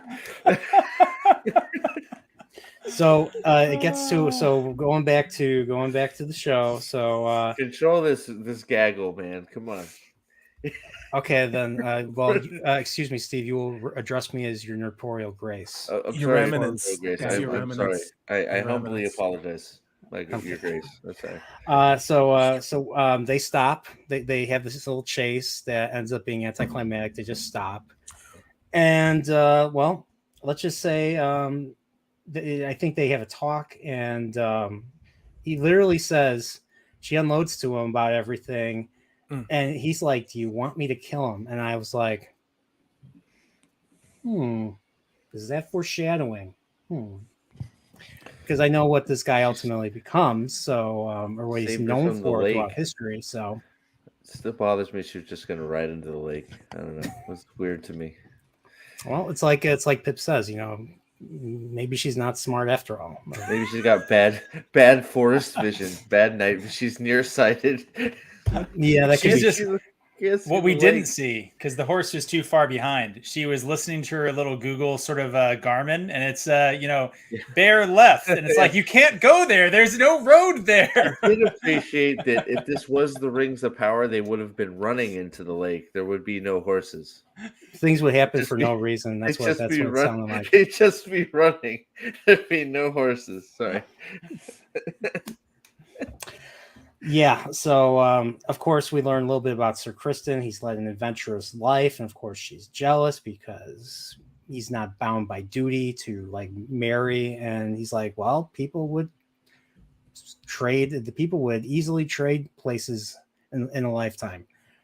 And I kind of appreciated that. I mean, people, in the lower class always strive to be in the upper class, but when see it from the upper class has its share of problems too. Not the same level, but is different problems, I'll say. So yeah, and of course we see the hunt is on. They're using dogs to track the creature down. They analyze. They use their noses to analyze the droppings to find out how far ahead. They're like, oh, it's a day or two ahead of us. Fresh droppings. That's that was that's what in people his used to do. bare hand. Yeah, He back took then, his glove off. back in that it, day. and Yep, back in that day. Gotta get the consistency. Right? Droppings. Yeah, back in that day. I almost laughed because Otto said something to him and he patted Otto on the shoulder. And at first I thought it was with the hand. That would have been epic. That would have been epic. It would have been so good. And his hand comes off less covered in shit than the It's like oopsie. like a Otto's boss, like a boss. Like, come here, dude. Come here. All right. Yeah, he just wipes it on his coat and walks. Like, oh, sorry about that. Sorry. Yeah. Next thing we see is they're back in the tent. They're back in the tent, and we see Viserys the king is drinking like heavily. Like he is drunk. We were having some conjecture live about where is this going to go, because I didn't know if he was going to have an aneurysm or a stroke, if he was going to fall down, but he was shit faced, and he wasn't a happy drunk. He was he was like come at me, bro, kind of a drunk. He looked terrible too. He looked his age. I mean, he looked a lot older than he was 2 years ago. So whatever's happening with the fingers that with Pip's wife saw, like it's degenerating. It really is, Yeah. And the first thing we see, he's basically sitting there alone because, once again, one is the loneliest number, being at the top, that's just the nature of the position. And of course, he gets approached by, once again, Jason Lannister, and he presents a gift. And if I remember correctly, that's a pike that he was presenting, right? Or a lance. I don't know if there's a difference between a pike and a lance. Well, it's not I think spear or pike. I don't know there was a lance. Spear. Pike, and Pips, you tell me about this. To me, a pike is something that has a slight hook on the end. And that just seemed like a ceremonial spear with tassels. But then again, I'm not Shadiversity, so what the hell do I know? I'm also not Shad, but I would say a halberd is what I think of that has kind of a curve to a blade, like a sword blade. Yeah. A pike, I think, is definitely meant to go against cavalry, so it has often a cross guard or something like that. Much longer, because that was definitely. I thought it was a spear, but again, I'm not Shad, so yeah. So I agree with you. There would have been a hook or a cross guard or something like that on a pike, and it probably would have been longer. What about a lance? What about a lance? Lance is just long, dude. pointed. That's like super long. Has a cup on the end to protect your hand. Cavalry. Oh, yeah. Okay. Yeah. It's cross-weighted to be held in the hand. Yeah. But I'm not Shat, so don't listen to what I have to say. I only know how to use that one. So yeah. It was a gimmick. I know how to it hang was a them on gimmick walls. term. That's all I know how to do. And then I got this. No. I immediately thought it was just a spear, like a decorative spear. That was mine. Yeah. And of course, we knew what that spear, what was going to happen with that spear later. Yeah. So. That was hard to watch. Yeah. As a hunter, that was hard to watch. I'm just going to say. Yeah. Yeah. So, so besides presenting the gift, Jason tries to once again sell himself to the king on why he would be a good choice for marriage. So another, for Rhaenyra, and he insinuates by accident when he brings up making up for her loss of station, and then Aegon being drunk is like, is there a rebellion going on? I've named my daughter the heir. I never named my son the heir. And this was done in front of everybody. So, once again, you don't want to do shit like that in front of the subjects. And of course, then, Jason takes his leave. So another interesting scene. And then of course, once again, because stuff like that happens, who shows up? Otto shows up, and he speaks of marrying Rhaenyra to Aegon. That's where I thought he was gonna just slip his own name in there, be like, maybe she should just marry me. Yeah, that would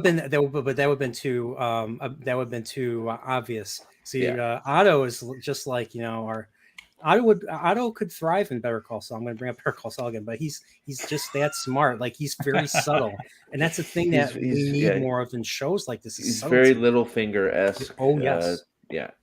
I do like how well he's playing conniving, and I don't know if it's all just the actor is really kind of crushing it, or if they maybe even like leaned more into that based on how well the actor was kind of showing it. But man, I like what he's doing.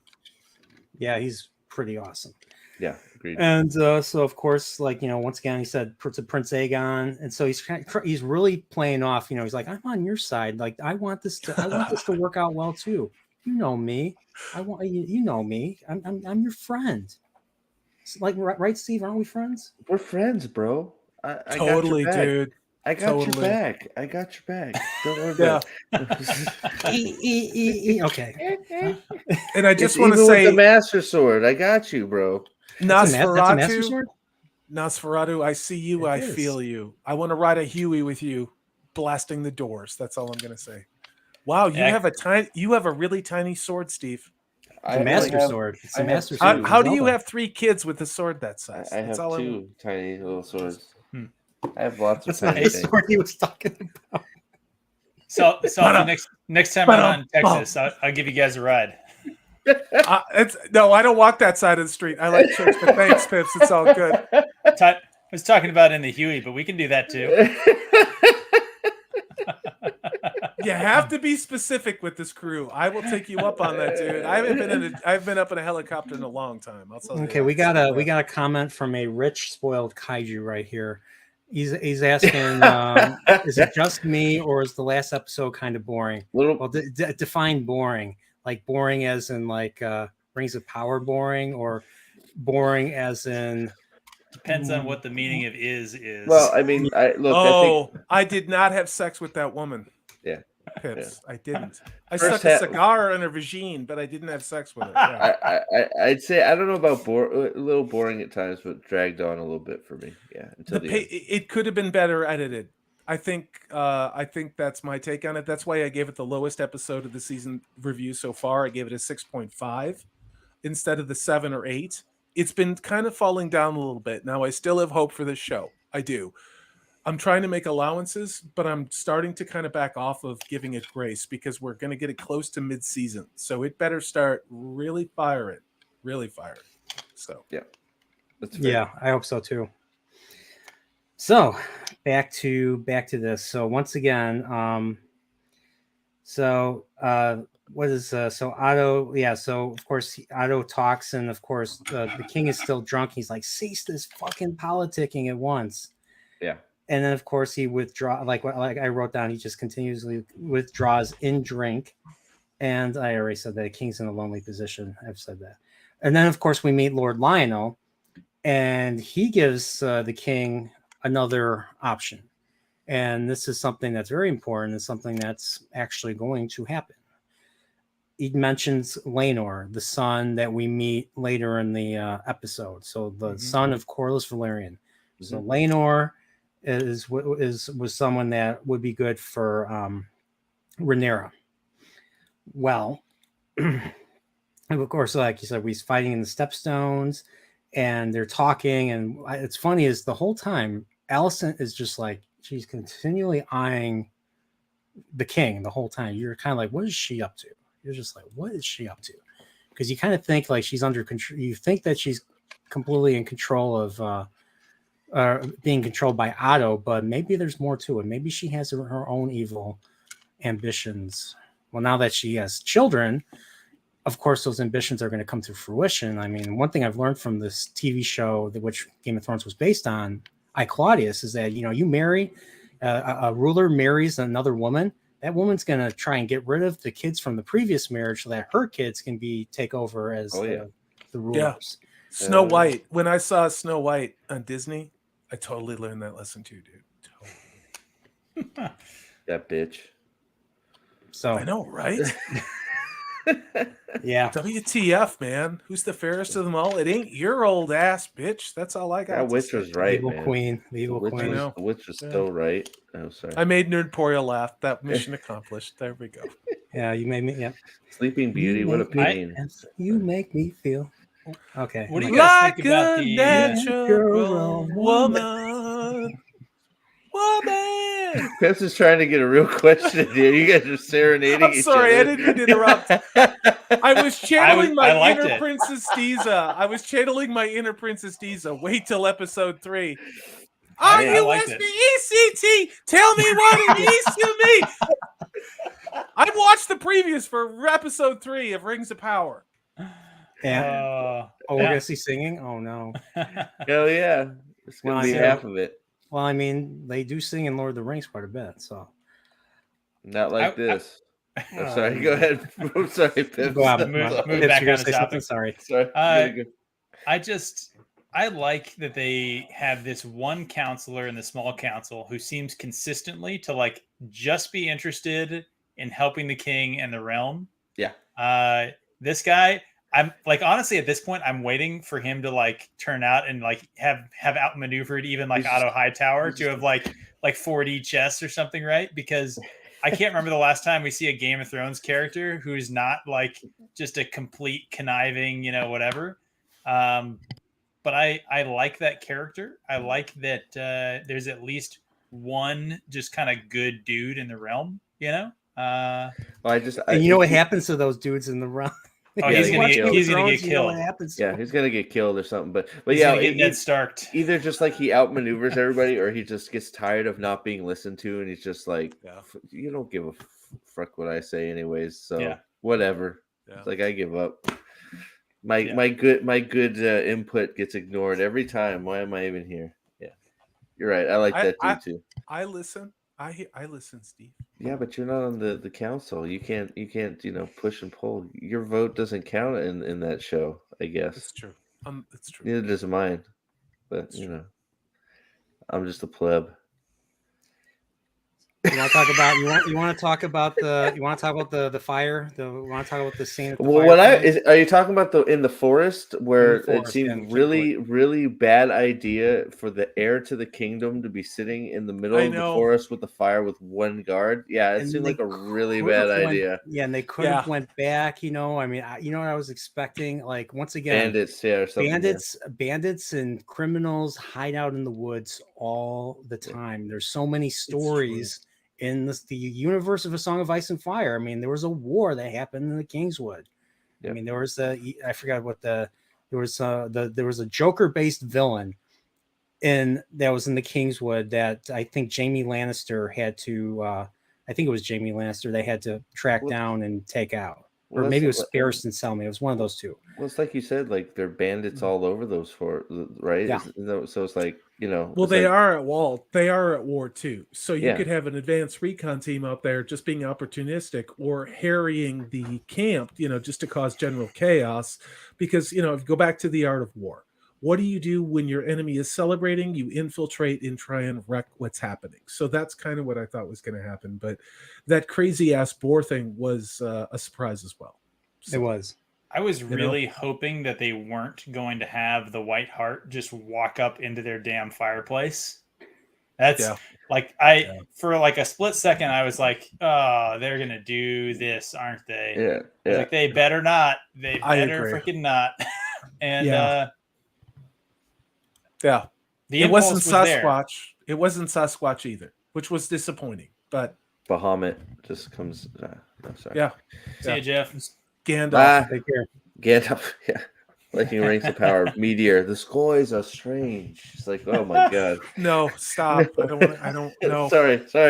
Steve, first off, that accent was actually better. And I've been second of all, my voice acting, right? I'm getting The Irish are pissed about that. I'm Irish are really, really pissed about that. I'm Read getting the Irish myself Times prepared article. for more audition tapes for I'm working on different voices, so I got, we're ready. I'm ready. Yeah, I feel like a lot of people probably watched Visa and were pretty upset about that accent. You know what? I like the love affair between George Jefferson and Wheezy. That was believable. What we've got going with not Durin and then made up Diza. It reminded me of didn't it remind you of the other couple, the Lionel's in-laws? Yes. Wait. Oh, dude, you're gonna do this? Oh shit. Tom, the white guy was Tom. Yeah. I remember that, and then I don't remember this is the Jeffersons. The adults are talking. The Jeffersons. Yes. And so, what was her name?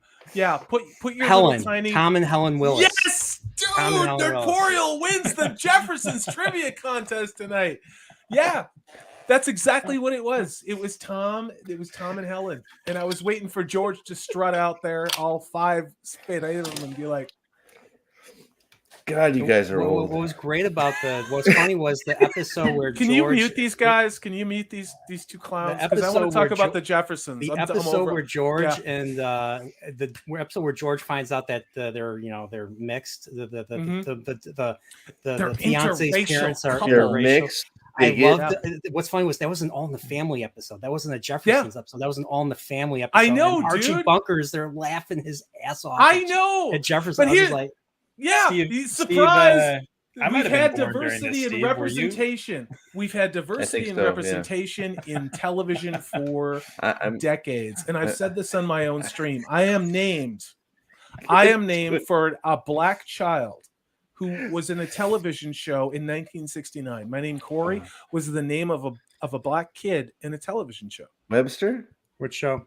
Shut up. Webster came out in the 80s. Fuck up, Steve. No. Corey. I'm sorry, Nerdporial. I'm sorry you invited Steve on. It's my fault. All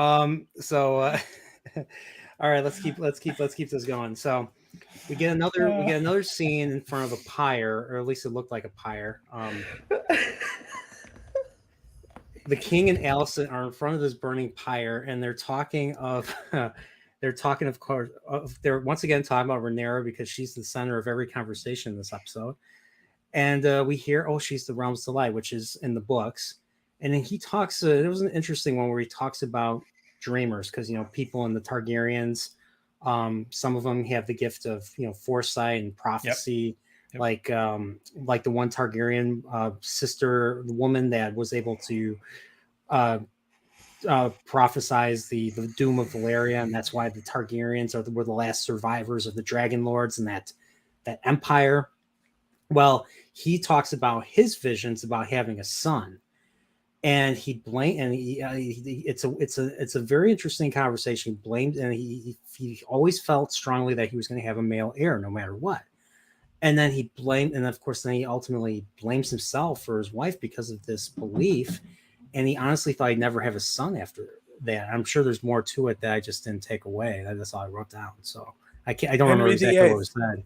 There's Yeah, Henry VIII VIII wanted for a you. son like crazy too, and then the Yeah. fact that he first divorces one wife, and then the second wife, Anne Boleyn, who was a victim of being cast a certain way.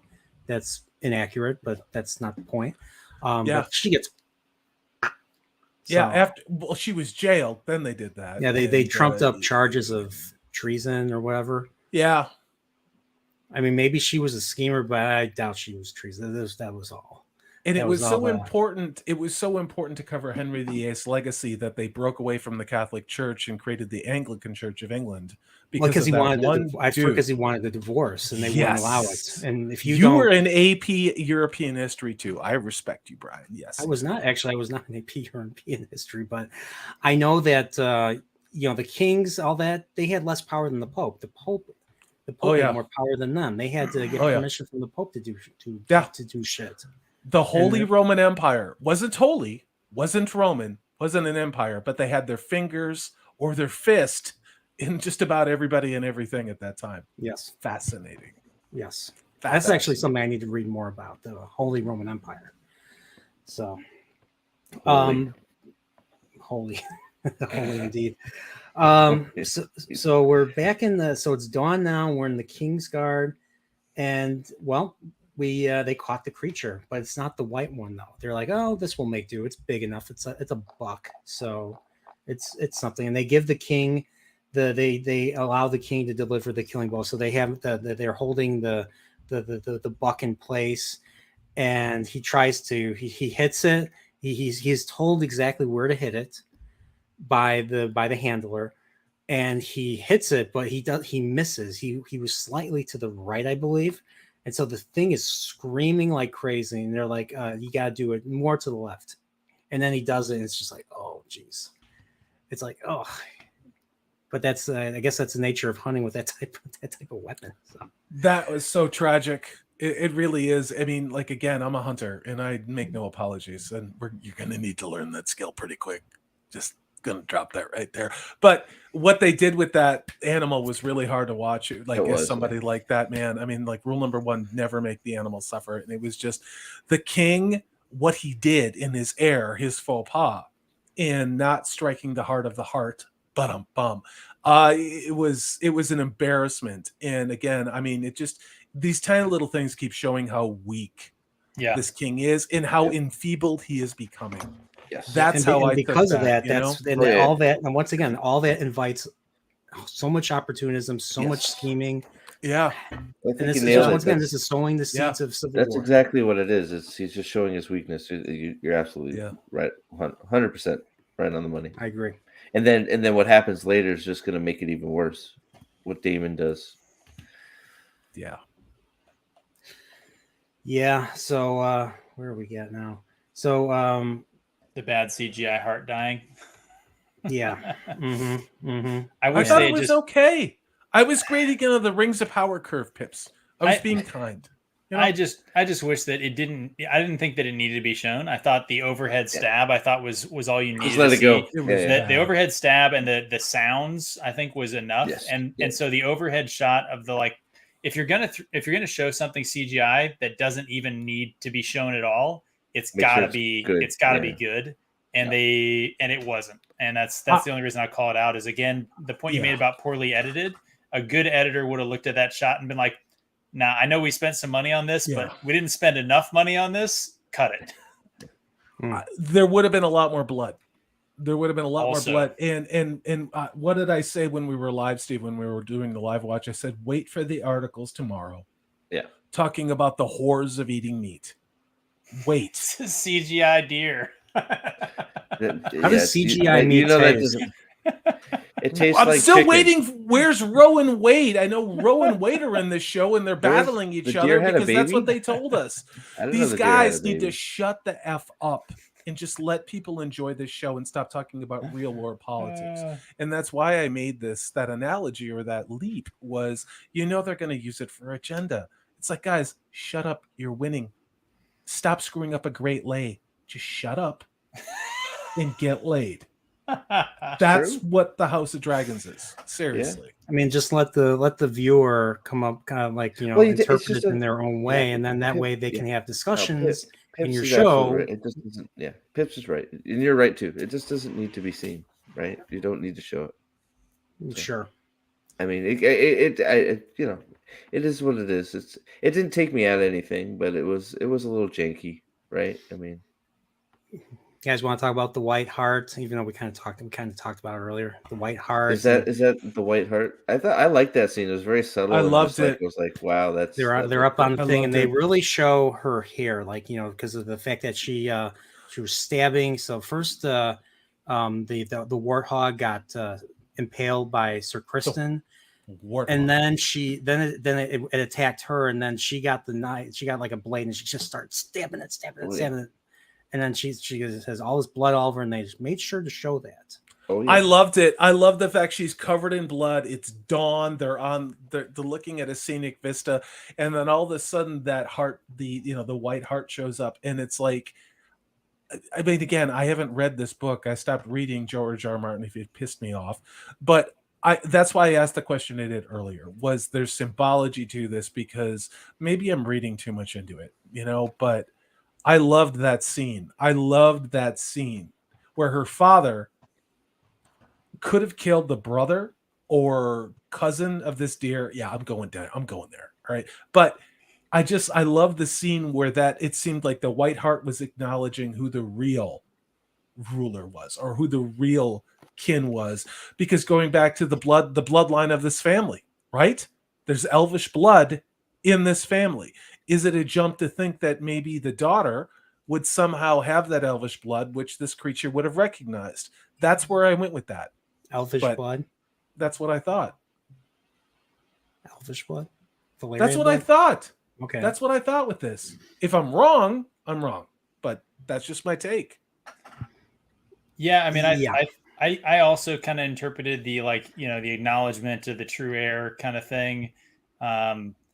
Again, with the kind of CGI sort of nitpick, I guess they used a real sort of deer for the first one that the king went to go kill, except for after they stabbed it. Right? It was a real animal. And I was like, man, would it have been that hard to get like a sort of a zoo animal, something that like would have stood there and just, I don't know. I don't know. They were in love with the pose. I mean, it would have been hard to get it to pose the way, Yeah, I guess. head up sort of thing, sort of nod of acknowledgement is what I took it as. So I don't know that you can train that type of animal. Yeah, but they could have. But I get what you're saying. They could have had it bow to her instead, and that would have been super easy. Put some corn on the ground. That's what I was waiting for. I was waiting for that. Yeah, that's no, what you're I thought, absolutely right. No, that's why I think they were just in love with what they're like. We want to get it to do that. So that I mean, what you say makes absolute sense. Yeah. My thought is that's probably. Plus, it probably takes a lot. Well, probably takes a lot more effort to get that trained animal to. No, they have those that are pretty domesticated, just by like I said, zoo animals and stuff like that. CGI part of it, if you need to coloring and all that, I guess. Yeah, right. The question is, how do you train a CGI animal? I mean, that's just with lots of Photoshop. Rule number 1: don't hire anybody from Wheel of Time. Rule number 2: don't hire anybody from the Rings of Power. Well, it's the same people. It's the same people.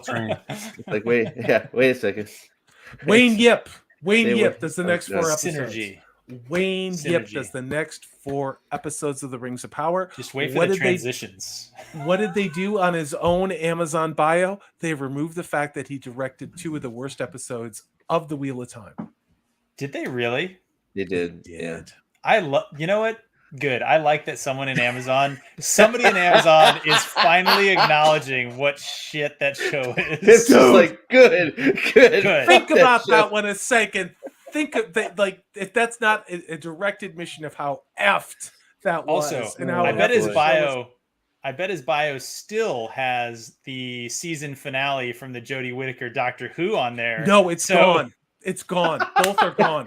They're just memory holing everything. Nobody's We were gonna watch live- our shit. We were live on Just- Steve's channel when I found that, and I was Burn like, "You guys everything. are not gonna believe Please, this everybody, shit." forget these things. They happen. Just literally forget. have nothing. They have nothing on his bio. They just say he's a director. Doctor Who's gone. Wheel of Time is gone. But no, he's directing the next 4 effing episodes of the Wheel of Time.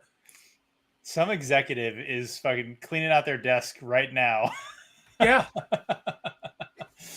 Yeah. Oh, That's what's man. happening. That's what's happening. Oh boy, oh boy. All right. So Classic. All right, so, now okay, so now all we're right. at the end. now we're right? back in King's Landing. Unless you Oh. want to skip that whole thing where they're No, I running, forgot they where we run, went. Sorry. they My bad. return to the encampment while the king and all of them they're eating meal. They're breaking. I don't know if it was breakfast or lunch or dinner or whatever. Yeah. But they're eating and it's just them looking Oh, as that's right, they've that's right. returned and they're just being gawked at, and she just ignores him because I don't know. I didn't get much out of that. It was just a show that, and then they skip to King's Landing again. So we're back in King's Landing, and we were in a room with Otto and Alicent, and of course they're discussing Aegon. And Otto talks his real intentions here, and he says Aegon was born to rule the 7 kingdoms, and he continually promotes this idea in her head, because if not, then the realm will be torn apart, despite all the obeisance that was given to Rhaenyra. So here he basically tells her she needs to guide the king to reason, because he's convinced that he will not do it by himself. So, like they said, passing over a male heir from his own words is against the laws of gods and men. So, looks like just to show you more seeds of civil war are being discussed. So, I mean, Yeah, we don't see this much like today. Weak leaders who divide people tend to provoke that kind of thing. Once again, all these conversations and these closed doors is stuff that's not in the source material, because this Fire and Blood is basically based on unreliable narrators quoting other unreliable narrators. So nobody truly knows what's going on. All you know is what happens in history, like what officially happens. But like stuff that's said behind closed doors is all stuff that's original to the show. So, Good take. So we get that, and then the next thing is she goes to the king in the chamber, and they talk of he gets a letter from they talk of Rhaenyra again, because once again Rhaenyra is the center of everything. But this time they don't talk about her. That there's a letter from Vaemon Valerian. We find out, I'm like, who's Vaemon Valerian? We find out that's Corlys's brother. And they're fighting once again. They're talking about the fight in the Stepstones, and they're basically requesting aid. And I couldn't help but think, Gondor requests aid, and Rohan will answer. No, I'm sorry, I didn't want to conflate the two, because Rohan. I mean, that's awesome. Turn of the King is awesome, Dude. It is awesome. It is awesome. Yes. And then she basically, it gets to a point where he's kind of at. We lost Prophet. Wow. We get to a point where the king is at he doesn't know what to do. He's not sure if he should help them or not. And Alicent asks a very good question: what is best for the realm? What is best for the realm? And so what ultimately happens? Well, we find out that he is ultimately sending aid. And Alicent. Yeah. And he tells Rhaenyra the next day during the conference, he sits her down, and we get why she is acting the way she does. And she says she feels like she's being peddled due to, Aegon as a means of replacing her. Of course, he denies it, and he talks once again about the importance of wedding someone, like he did when he was 10 and 7 or 17. And he commands her. Then he's like, if you here, then how about this? Then you go and seek them out and do this. I know we talked about that earlier, but you seek them out. You do this for the sake of your duty and your family. So, and then like for the sake of bonds and alliances, and he promises once again that she will not be supplanted. So, and that's kind of where all the that side of the story ends, and then we finally get to the stepstones. This is what I wanted to talk about. Well, meat regrettably, of the episode. I have derailed you for nearly 2 hours, and now we get to this part. So my apologies, Brian. I mean, We're almost done. We got one more page to talk. So, stepstones. A dragon is flying, and we see the dragon flying from far away, which I thought was pretty cool. So they're still Damon is still pressing a fight, and everybody else is back back at their position. And we find out once again they're losing. The Triarchy has created a choke point, and they just simply hide in caves whenever Damon arrives with the dragon. And the uncle, Vaemon's like, we must press the attack. And of course, we learn that the archers are at the high positions, the foot soldiers are at the low positions, and their supplies are dwindling. And I mean, I'm not the biggest, I'm not a tactician or a strategist, or even know much about war, but I think supplies are very important to the war effort. I think a little bit. So a little bit. Supplies are a little bit necessary. Only if you leave all of your brand new equipment in a country that was neutralized. Especially state-of-the-art equipment. And pallets of cash. Don't forget the pallets of cash. Oh, I was there for the pallets of cash around 2000. That's all I'm going to say. Did you grab one? But yes, no, I didn't. You think I'd be hanging out with you idiots if I did? No, of course I didn't. You got to have a cover story, man. I mean, come on. No. But it's just like, yeah.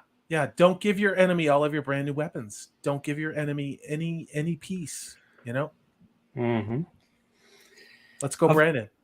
Yeah. So, talking about strategy and tactics and stuff like that, I think that the thing that was kind of is strange to me, looking at the situation that they're in, is that the dragons should have been able to very effectively prevent the sort of pirates from getting resupplied. So if they were holed up on this kind of rocky mountain, in a very sort of like like Wake or some of these other kind of island things, you could have bypassed. So they could have used their ships to convoy supply vessels and merchant ships through the area, and had dragons just patrol make sure that the pirates can't put any boats in the water without getting burned to the freaking water line. And just left them there to starve. The dragons are a very hard weapon to overcome. I mean, they're so powerful, and there's they're so hard. Like, it's got to be incredible. Like, and they did do the greatest job here. Obviously, I mean, it was entertaining for what it was. But it was like tactically, and then just the fact that the dragons were like, it's like the dragons could have been just laying waste to these guys, I think. So I was actually going to point out that the first scene that we see, so I said again originally that like he didn't need to land on the beach, and he really shouldn't have, right? No way. And so the fact that they have him out there doing whatever he's doing, he's landing on the beach, he's trying to like get in there personally to do this stuff because he wants to fight him. And then you see them at the table talking a little bit about him and about their situation. I thought it actually kind of meshed together to make a picture of like, hey, why haven't they won this war? And the takeaway that I had was because Damon is out there friggin' hotshotting it instead of doing the strategically good decision of just, hey, bypass this island that they're in, let them freaking rot, and they'll all die on their own. I don't need to kill any of them. But he was out there waving his sword around, trying to do the Daemon Targaryen thing. And I kind of like that the Valyrians are like, screw this dude. Like, if he can't even bring soldiers to help out with him, we're freaking done with him. Well, and the Valyrians are split too. I mean, because you got the young, I forget his name, I lose his name, but you got the uncle who's like, screw Daemon. And then you got the young one going, well, at least he's fighting. What are you doing? And there, then you got, Corlys. I'm messing up all the names, but then, has to, talk down the uncle, be like, dude, back off, right? So Yeah. they're split right down the middle on how they feel about Daemon in the Valerians too. So I thought that was interesting. But the dragons is such a hard weapon to overcome, man. For sure. Yeah, I mean, I think it would have made. I kept watching this and going, why don't they build ladders? Why don't they build ladders to go cliffing and go up the side, top rope it, and then use the dragons to get rid of all the archers on the top, get the high ground, make those assholes stay in the cave, and then they can all eat each other in the cave. Because as Lady Balefire says, there's an old saying, a cave's a grave, bury them. It's the same thing. Like, I used to be a volunteer firefighter. You know where you don't go when there's a fire? You don't go in the basement. You know why? Because you can't get out of the basement. Now these caves may have had other egress, but that's where you put your boats. You put your boats to watch for these guys. Because you know what? Unlike Warrior Gladriel, they can't swim across the ocean. They're going to drown. They're going to get tired. You can pick them off. And it's like, it just feels like Daemon was doing this dick thing. Like, I got to show up my brother. Doesn't matter how many of my men I get killed. And it's like, I would like to think this, and maybe this is my headcanon. That's why Daemon goes in there and takes 3 arrows, including one to the knee, and does what he does. You know? Yeah. I couldn't help but You think got of that Skyrim. one. You I got couldn't that help one. but think of Skyrim. I used to be like you, but I took an arrow to the knee. What I thought was you know what? Just like he lands, everybody shuts up, and all of a sudden there's a messenger from the king, gives him the note, reads it, and then he just takes his helm and just beats the crap out of the guy. Why?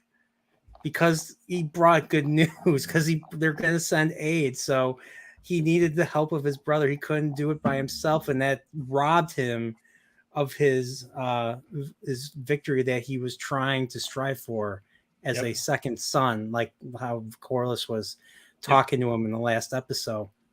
And that's why he makes this dumb decision to go off, do a parlay. And I was like, what is going on? He's riding off. He's going to the Crab Island, and he's waving a white flag. That means you want to parley. You know, that's like that. It's just generally like that in that world, and even in this world, you parley, and you just lay down. And he holds his sword out. It was so obvious what he was doing. I thought. Because the crab eater is not the guy that you go turn yourself into thinking that you're going to be treated under any sort of rules, right? And so if he actually thought that he was going to do that, nope, he was going to get fed to the crabs. That's how the story was going to end, right? And the crab eater should have similarly known that this is clearly a trap to draw me out of my caves, right? Like that's, again, on the tactical side, the crab eater gave up all that when he could have just had the archers just continuing to shoot arrows at him and never sent any of his guys out of the caves. I guess he wanted somebody to go cut him down. An arrow wasn't good enough. I don't know. Yeah. Well, he goes against what Kurosawa has taught me in The Seven Samurai. And this is something Toshiro Mifune does quite a bit. And he goes off and tries to fight by himself. And the leader, played by, what's his name? The actor Takashi Shimamura says, you do not go fight a war by yourself. You never do that. You do not do that. You do that, you die. You are guaranteeing your death. So that was exactly what I thought when Daemon went off to do a one-man war. It was awesome to see, but that's not a smart thing to do, especially for a prince. Especially for a prince, the king's brother. I mean, I don't know. The scene was like, I don't know. On the initial watch, it's like, and then you start thinking about it, it's like, wow, some of that didn't really make any sense. I mean, I guess it was like because like we're waiting for it to crescendo, right? And it's just like we're waiting for it, and some of the action was fine, but tactically, it's like, what is he doing? It looks great. Yeah, it looked great. It was fun in the moment, action. and then it's just like your brain starts kicking in, and you're like, "Wow, they shot about 100 arrows at him," and I don't know. It looked great. It made sense for Damon's perspective, like try and bait him out, right? That honestly, it's a decent plan for them. It just shouldn't have worked, right? Like it just. I thought it was Daemon playing the long game. You risk a little to get a little, risk a lot to get a lot. And the fact that Viserys is a weak king, that's the Temperinial talking, that he's a weak king, that this was Daemon's one shot for the throne. That the way he was going to get to the throne was not by getting his brother's aid, but by doing this. I mean, look what he did with the City Watch. What happened in the first episode? We know what kind of a leader he is. He's a charismatic leader. His men love him, and he let his men down. So the way he was going to do this was by creating his own legend. Now, he is the second son of the king, right? And that's a different dynamic. I'm the oldest of four. I'm in constant conflict with my brothers who are younger than I am, and I don't know why. You know, that dynamic is consistent. Whatever the older brother is, the middle brother, the middle children are there's a thing, right?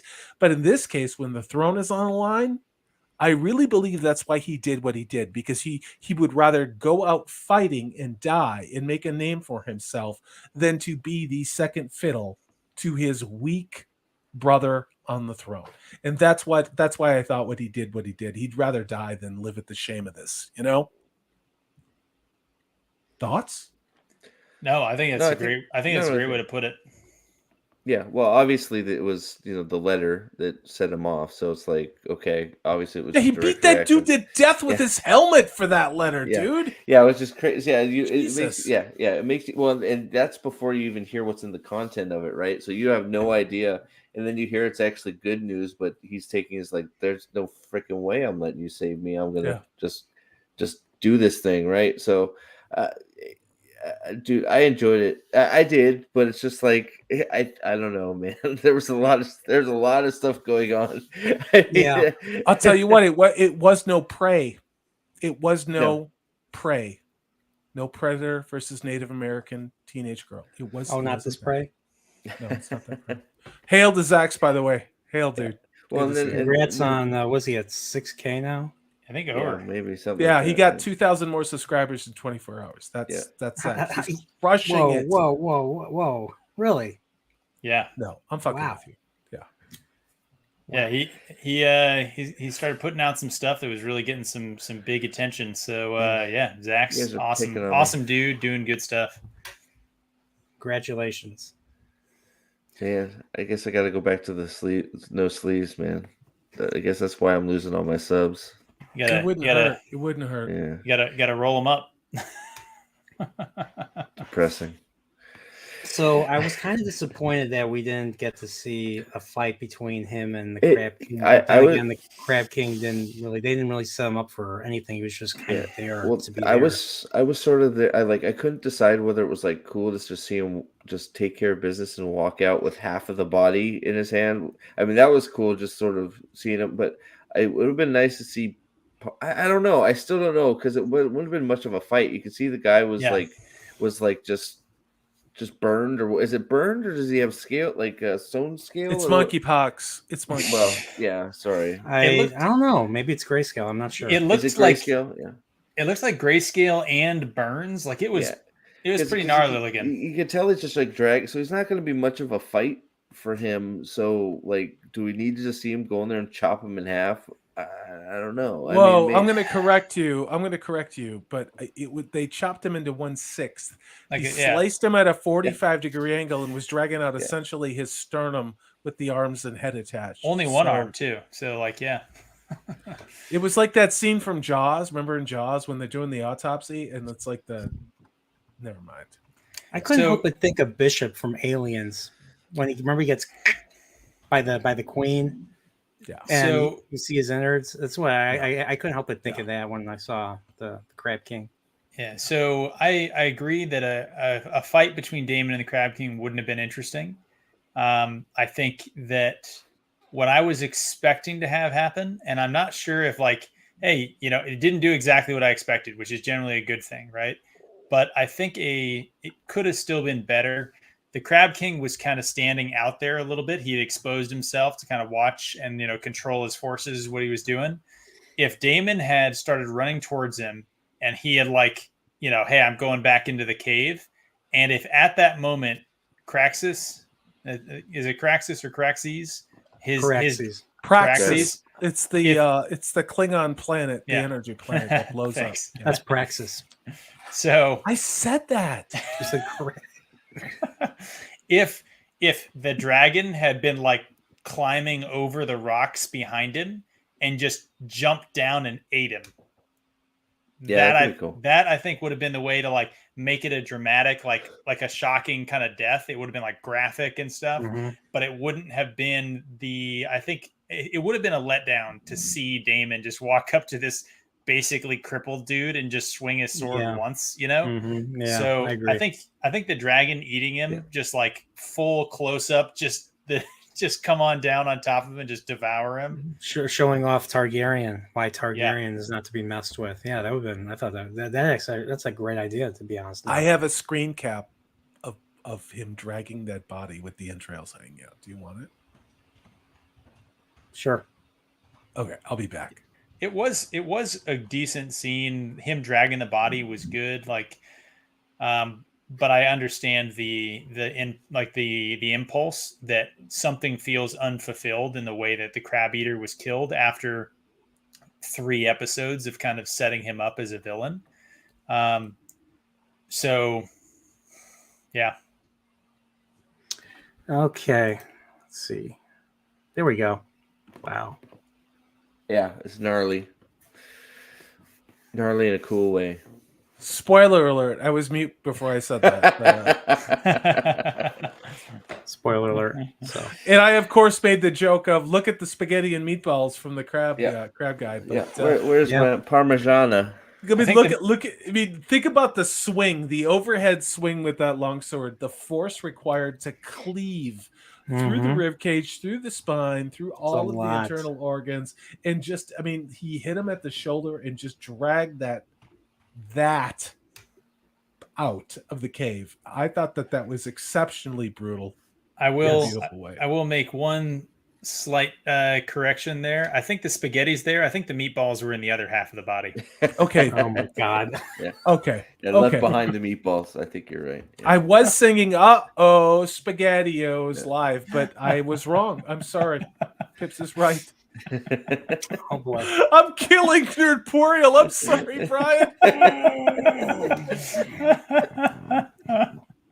Well, we're at the end. Well, we're at the end of the episode now. Yay! So, yay! We made it.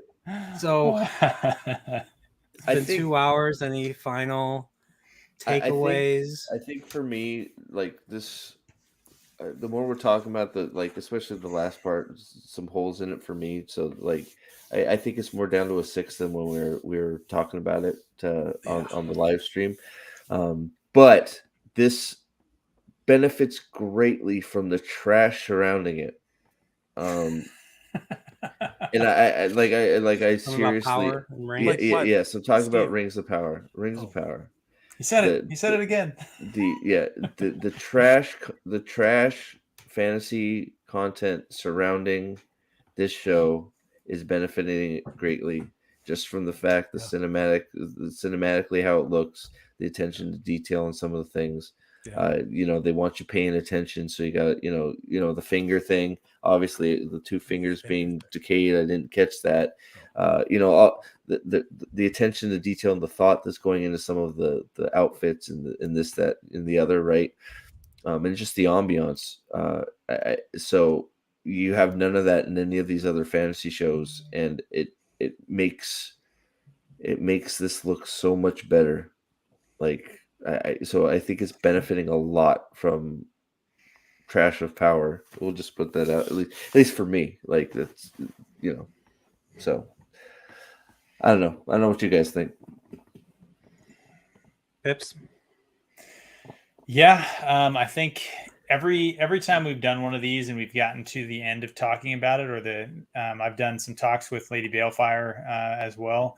Every time I've gotten to the end of a conversation about it, I feel like I knock about a half a point off, because as you sit there and have the conversation, you realize some of the not always holes, but just some of the editing or directing or sort of like screenwriting kind of decisions that were made. and you recognize like, man, there was this other option that would have been a vastly superior way to do this. And so Salty brought up some really good ones in terms of the pacing and showing what was happening kind of in the island campaign going on throughout the rest of the story. There's just some things like that where you're like, I want to be seeing them hit this into the stands, and instead it seems like they're kind of making an infield double, and like it's getting the runs in, right? Like it's doing work, but it is not wowing us the way I think that I was hoping they would be based on episode 1. And so we talked before and really at the beginning about how episode 4 was going to give us a much better understanding of where we think the show is going. So I think, hey, we'll check back in next week and see whether or not they've taken the pace of the end of this episode and are now going in that direction, which is what I want to see them do. Agreed. How about you, Salty? What about me? It's the time jumps. It's the time jumps that they have to. We mentioned it earlier in the live stream. They have to keep rebuilding the world to tell us what has happened in the last 2 years that passed since episode 2. And I get it. They're doing it. They're doing an okay job. An okay job. And you can see it. You can see it in the characters. You can see it in the aging. You can see it in the character development. You can see it in the conflict. I get it. I understand. What is the cure to that? I don't know. 20 episodes in a season of television? We'd watch every one of them, wouldn't we? That's the only cure I can come up with. We don't need 10 seasons in television. We need 20. We need 25. I've said this a million times. You know how many episodes that were supposed to be in the Rings of Power season 1? 20, 25. Yeah. 25. Get 8. So I don't know what 25. this is about. Yeah. It was pitched as 25 episodes for the first season. That's how it was pitched. By Payne and McKay or by someone else? Amazon. Amazon's Amazon. original pitch with hiring the actors and actresses and bringing on Tom Shippey. And then, of course, Tom Shippey read what they read and gone. But anyway, for me, this is a 6.5, and that's why I struggled with it. I almost gave it a 6. And I'm continually questioning myself, am I being too kind because of the shit show that Rings of Power is, because of 2022? Could this be a 6 instead of a 6.5? Maybe. But it's light years ahead of what we're getting. I will be merciless the next episode. I have run out of goodwill. I ran out of goodwill tonight, but I'm going to run out of even more goodwill in the next episode. If they do this again, I am going to rip its nuts off and shove it in its mouth because I have had it with this. So I'm still entertained, but I need this show to find its groove and to start going. It can't just be talk for an hour of television. I agree. No, but there's no Mary Sue's. Very believable. Cinematography is excellent. Music is excellent. CG is excellent. The casting is excellent. The dialogue is excellent. It's a well-lived-in world. Those are things that we cannot ignore. We cannot ignore that. So, I agree, and I just feel with this episode, this talk, they really like once again, Rhaenyra is at the center of every conversation, like majority of the episode. And it just got really annoying at this. It just got so annoying to me. I was just like, "Will you shut up about her?" We know she's important. Talk about something else. I'm sure a lot of things are going on in this world. One of the best chapters in Song of Ice and Fire for me were I love the High Council chapters because they talked about so many things. There were so many things going on in the world, and it made the stories interesting, and it just made you want to learn more about what was going on. And some of our characters were, experiencing firsthand those events. So, but I do agree, more things need to happen. This is based off of a history where, not a whole lot really. The dance is going to happen pretty soon. And that's really when stuff's going to happen. At this point, not much really happens at this stage. It's, once again, this is based off of a history that was written based on unreliable narrators quoting other unreliable narrators. You have this maester, I forget the maester's name, and he's quoting this one little person who was the jester at court, who we have not seen. And I think there was another, I forget who the other source was, but there was another source, I forget who. Grace Randolph. It's Grace Randolph. Grace Randolph. I've never even heard of her until recently. I've never watched any of her stuff. I've just seen the memes and clips of her doing like that. But I mean, I was entertained by this episode. I still love some of the world building. I'll give this a 6.5, like salty. Dude, there were some Vulcan issues. mind meld. Holy shit! Wow. Yeah, there was still. I mean, I loved the battle at the end, even though it made no sense. I mean, I loved what I didn't love it like it was a good. I loved it in terms of entertainment. Don't get me wrong. It didn't make any sense, like I said earlier. It makes no sense for you. Never fight a war on your own. And I'm not a warrior. I'm not a warrior. I'm not Klingon. I'm not a warrior. I'm not anything. I'm a civilian. But you never do that. And I mean, it was cool what we saw, but ultimately, tactically, it made no sense. I mean, Yeah. he should be dead. It made sense until he decided to charge forward instead of backwards. I expected that he was going to lure them out and then cut that dude and roll behind the, like the little wooden kind of rubble behind him, and that the dudes would come over the top of the cliffs and up the sides and through the smoke and dragons. That's what I was expecting. Yeah, his dragon never made an appearance. I expected his dragon to swoop in, and him being ducked under stuff, but he just got arrows missing him. It's just like, And then he gets hit a few times, but it's just like, Infantry is a thing. And that would have made sense that his men would have ran forward because they loved him. And that's what I really wanted to see, was his men loving what he did and going to fight and die for him. And I get that. I think Pips makes a really good point. So I mean, the stuff in the Kingswood. I mean, I love that they had the Kingswood in the show. I thought it was interesting in introducing these new characters, how they do more with them if they do. And I just hope they move the story along. It's because I mean, at this point, I'm just like, there's 7 more episodes of the season, so I just hope more stuff happens. Game of Thrones season 1, first thing that happens, spoiler alert, Bran gets pushed out of a window by Jaime Lannister. I remember reading that in the book, and it was so effed up. Like my expectations were entirely subverted. However, 5 books later, I was like, "Shut up, George. I'm over it." But Apparently, George completed a couple, or he wrapped up a couple of characters in Winds of Winter. Wow, after 11 years. Wow. Yeah, I'll believe it when I see it. That's a good point. You want to talk about no more goodwill? Yeah. Someone actually, I was on Facebook one day, and I was just like, I have my issue. I mean, I'm happy with House of the Dragon, but I still have my issues with George. And someone was like, what issues do you have with George? Well, he didn't say it like this was on Facebook. I was like, well, the fact that he hasn't released his book yet. Well, you can't expect a writer to release his book. It's a process. I'm like, after 12 years. It's been 11 years. Fuck that.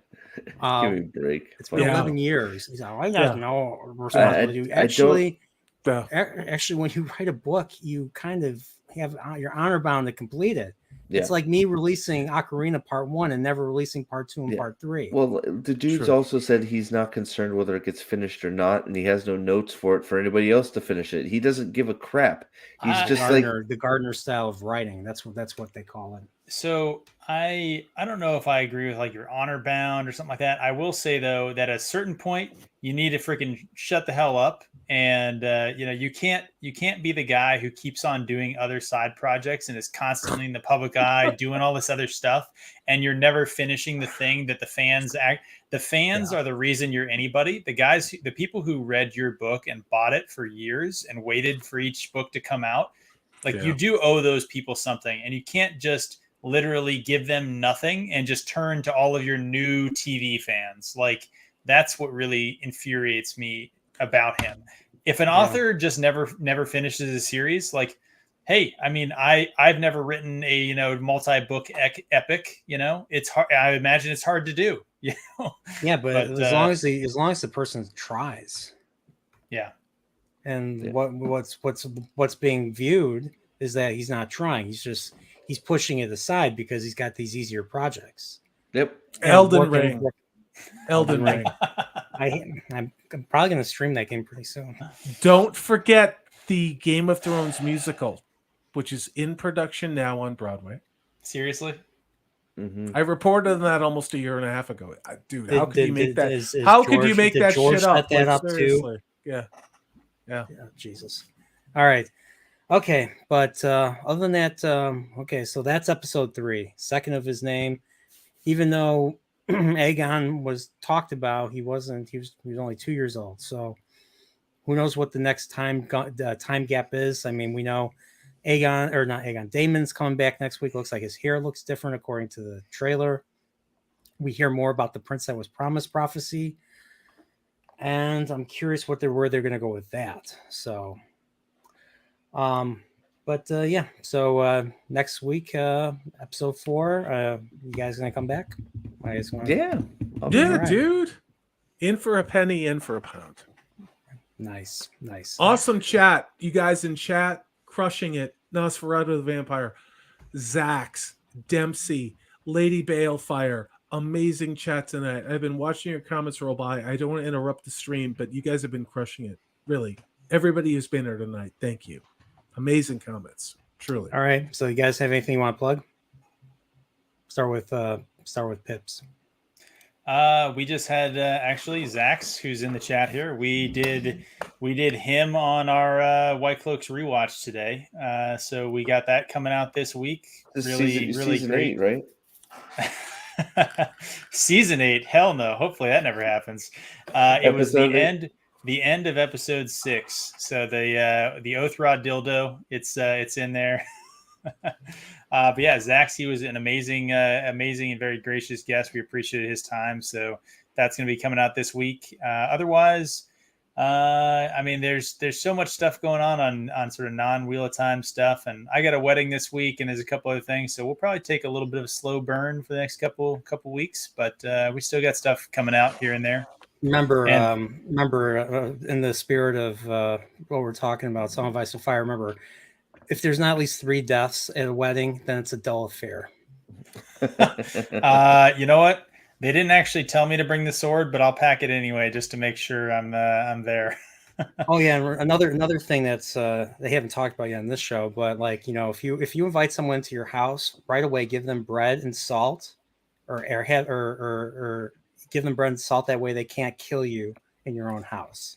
And you're not supposed to be able to kill them either, but that didn't work out so well with the phrase, I think. No, it didn't. They broke the rule. Once again, like they broke the laws of gods and men. Yeah. So, But otherwise, that's all I got going. Nerdporial, again, thanks so much for having me on. It's been a real pleasure. Yeah, thanks for having me on. Or was it the pre-show for Rings of Power on what was it, Thursday? I'll tell you this. I came out of that pre-show a changed man. Something changed in me. I don't know what it was. I don't know what it was. There are so many jokes I want to make, and I'm not going to. I don't know if we're gonna keep doing those. We were kind of thinking, like, you know, so many big channels are doing the post show and the live stream and stuff. We're like, we'll just be the sort of like memeable sort of pre-show, and we'll just kind of bullshit before it airs. And it was so bad. Like, I don't even want to do any. I don't even want to watch it anymore. I don't even want to watch it. I don't care how much. You know what? If somebody told me I could be monetized tomorrow if I just did Rings of Power content, I don't think I'd do it. You're not the only one. This is it's objectively trash. Yeah. And that's the hardest thing to even get a laugh out of. It is trash. I need to find out how, like, the big, like, how some of the channels are defending it, like your Nerd of the Rings, Fellowship of the Fans. I'm Go curious check out what Fellowship of the their Fans. I'm curious about their takes. I might have to. They had a check live them out. stream tonight with supposedly 1,500 people there. I read that one comment on the video. Think about that a second. Because I heard something in Nerd of the Rings. They like beginning of their video or their review. They said, "Oh, don't if you're gonna hate this, if you're gonna either if Be a either you're gonna Tolkien fan and you've read the books, don't watch and comment on this video." Yeah, I've been yeah." there. And Yeah. I'll be honest. I'm like, why would you even say that? Just don't even say that. Just let people watch and decide for themselves. We don't take kindly to your tots around here. we don't take kindly to you, y'all. Bigot. What is this? You What is this? Yeah, exactly. bigot. Bigot. What about you, Corey? What anything you What want to about plug? me? Isn't there another Fire of the Fandom interview Yeah, I got being uploaded? a couple more. I have 2 more I need to edit. I actually have Thunder Sensei 150, an amazing cosplayer, and then of course I hung out with Tugs. It was like Thursday, Friday. We hung out for a while. She recorded the Fire of Fandom video. Tugs is awesome. Her video. Those will be the last 2 that I do. I have not done my own, but I may not interject myself into this. You guys have to listen to my bullshit all the time, so I'm just going to let everybody else talk in this one. So who's the next interview? So the next interview, I don't know, dude. I did like 40. I don't know. Whatever's tomorrow, it'll be great though. Trust me. Yeah, Zach's did one I think recently. it might be me. Unbearable. Pips, I think it might be you actually. I think it Tomorrow. might be. That was a really Who? good. It was a really good interview. So that's probably tomorrow, and then after that, some really good people. I've been blessed. This is a hell of a lot of work to make these videos. I wouldn't trade it for anything in the world. It's evergreen content, but mission accomplished. Instead of just bitching about this show, we showed Amazon what they did wrong. Now they can pretend it never happened, but the fire and the voice of of everyone in this fandom was so important to get out there, and they can't call us names for it, and that's why I did it. So I have a Tuesday live show I'm going to be doing at 7:00. What am I doing? I'm going to be watching the Rangs of Ridiculousness whenever the hell it comes out. I don't know. I got to look it up. Going to be doing some other work with other YouTubers. I don't even know. Thanks for having me on, Brian. You're awesome. Well, I mean, thank you. I mean, that's when I was editing my video with my friend, I had your Fire the Fandom videos in mind when I was editing it, just like trying to cut down and figure out what to put in versus what my friend was saying. So yeah, your videos were an inspiration for what I did with my part 3. So I appreciate it. I appreciate you. So thank you. And last but most certainly not least, You muted. The You guy muted that's Salty. Sorry. the guy Salty that's said something. Sorry. uh-oh. We lost him again. Sorry. No, I wanted to say you honor me, and I was being very humble, and I'm a moron, and I don't know how to live stream, and I was muted. Brian, you're awesome. Thank you. You're awesome. So we got I think don't we have we have one more person last. Yeah. Certainly not least. The guy that wears shirts now for some reason. Steve. Apparently, I've missed my calling. I gotta rip all the sleeves off my shirts and just go for it. I guess. I can only imagine the pain in Nosferatu's mind. Apparently, everybody. Who knew? Everybody. I had no idea. Me too. I had no idea that was my thing. So maybe I'll just, I don't know. Maybe I will get in the tub and get a GoPro. Whoa, is that code for something? No, that's exactly what it sounds like. I'd watch your hot tub streams. Yeah. I wouldn't, but get a little rubby ducky, some bubbles. Just go for it. Rubber ducky. Exactly. Wow. Yeah. Okay. That's how you get the subs. It would be cross-eyed. Yeah. I don't know how to get subs. I know how to go the other way. For some reason, my channel's going the other way. Maybe it's because I'm hanging out with all you degenerates. Probably. Not degenerate. I was always a good student. Yeah, did that reward me? No. Yeah. It made me feel like I was better than everyone else. It's okay. It's all right. It's okay. Once again, the whole power thing, megalomania, is getting in my head now. Yeah, well, you are His Grace Nerdportal, first of his name. But, second of his. Well, I put down second of my name because of the name of the episode, but yeah, technically first. It's only arrogance if you fail to live up to the hype there, Nerdporial. So you're doing good. Yeah. You're doing good. Hell yeah. Thank you. I need the validation. Thank you. I need the validation too. Words of affirmation. Yes. So, Steve, anything planned for your channel? Got any stuff going on with your son playing any more Wheel of Time game? Or... That's all we care about. We Yes. just want to watch Easton. Yeah. Yeah, that's Yeah. pretty much. He dropped by the way. Easton came by the Ocarina.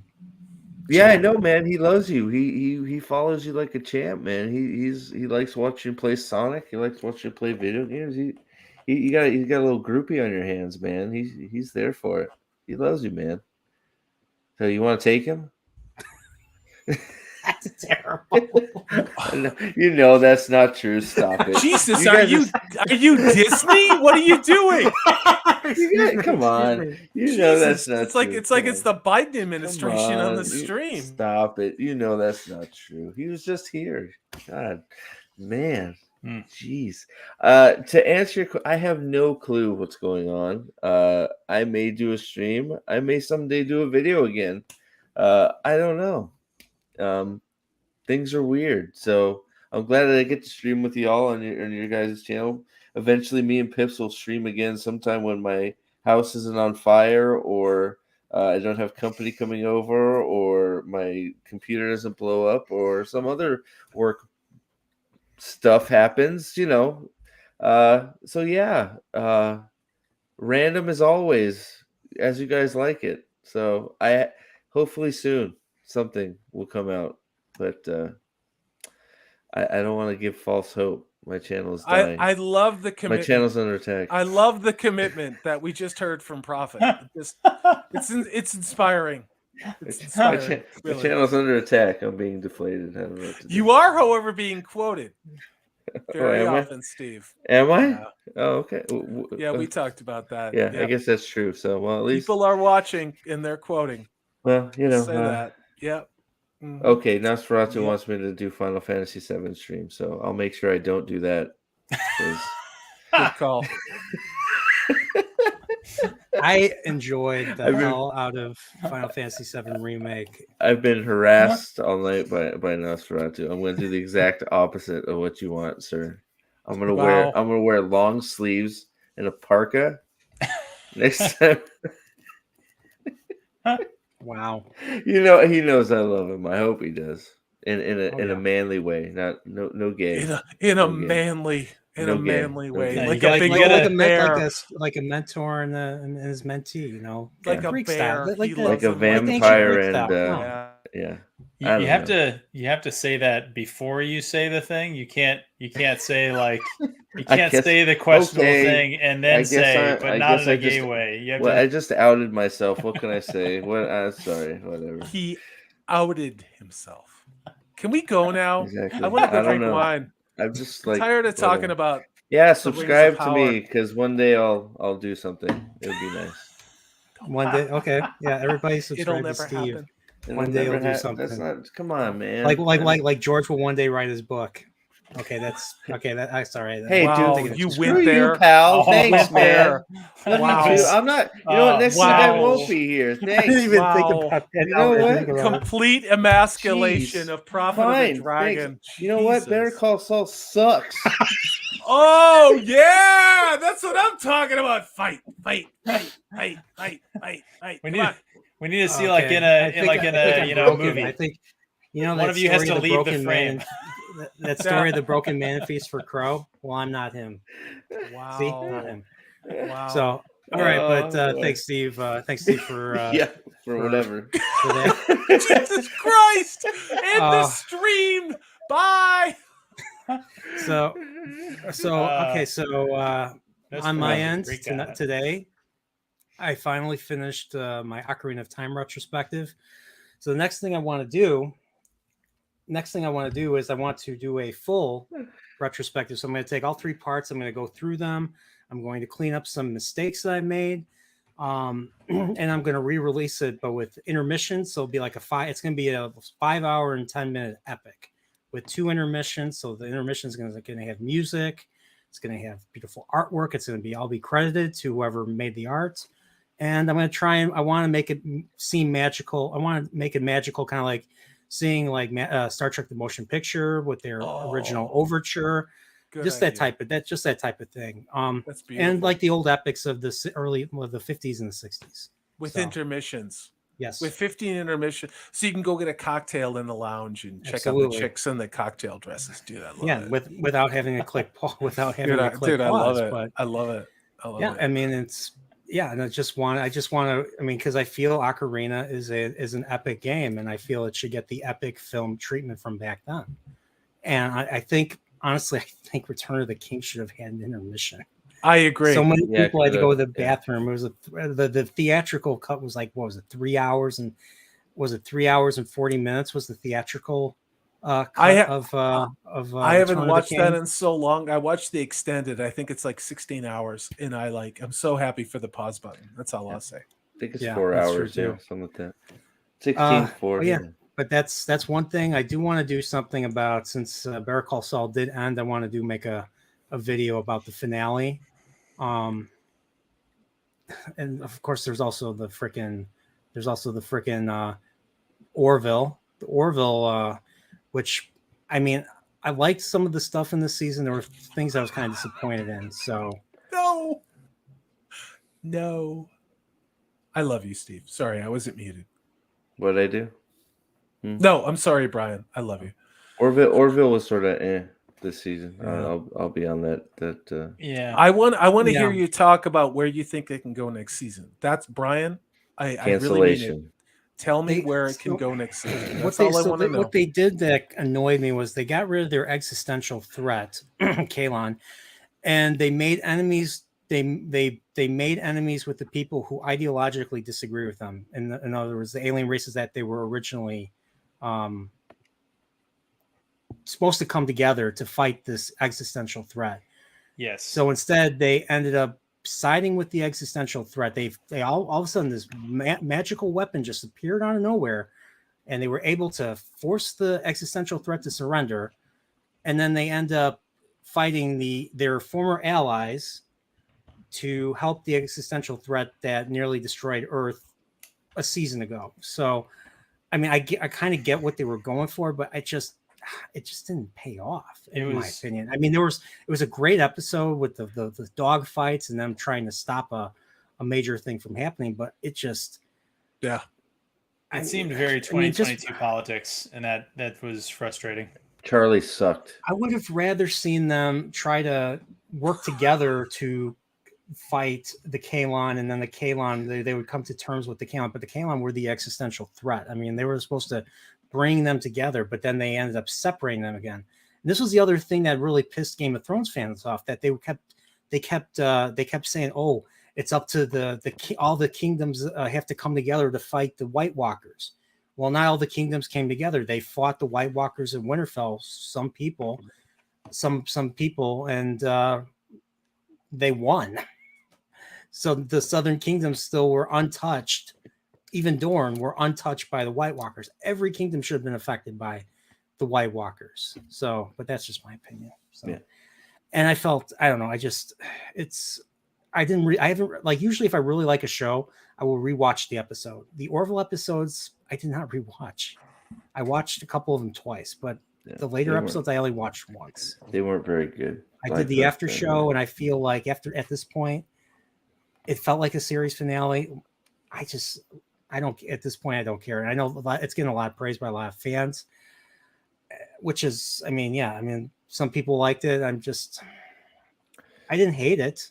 The benefit of like House of the Dragon is getting the Rings of Power effect. Orville's getting the Discovery Picard effect. Oh yeah, those two shows are so bad that Orville is looking that much better when it's lukewarm at best. I mean, it was. I really liked season 1 too. Season 3 was just like, eh. Yeah. So, but great show tonight, guys. Yeah, great show. We're going on 2 hours and 45 minutes. Oh my gosh, this was awesome. Yes. I need to go. We all need to go. I don't want to cut you guys off if you want to keep doing this, but I need to. I love you guys. I love you guys. So other than that, that's basically where I'm at. So my next major project is a retrospective review on the original Planet of the Apes. That's my next. Oh, dude, project. shut up. So, yeah. Dude, that's awesome. Yep. So that's going to be Sweet. my next thing I'm going to be working on. And until then, other than that, everybody, may the wings of Nerporials carry you to next week's House of the Dragon. Let's hope we really start seeing things seeing things go down. So Yeah. other than that, everybody take care, and we'll just once again, you know what? I don't care about the copyright bots. I'm going to show again for those who missed it. Yes. What I showed in the beginning. Let's go. Good 1, night. 2, 3. Nah.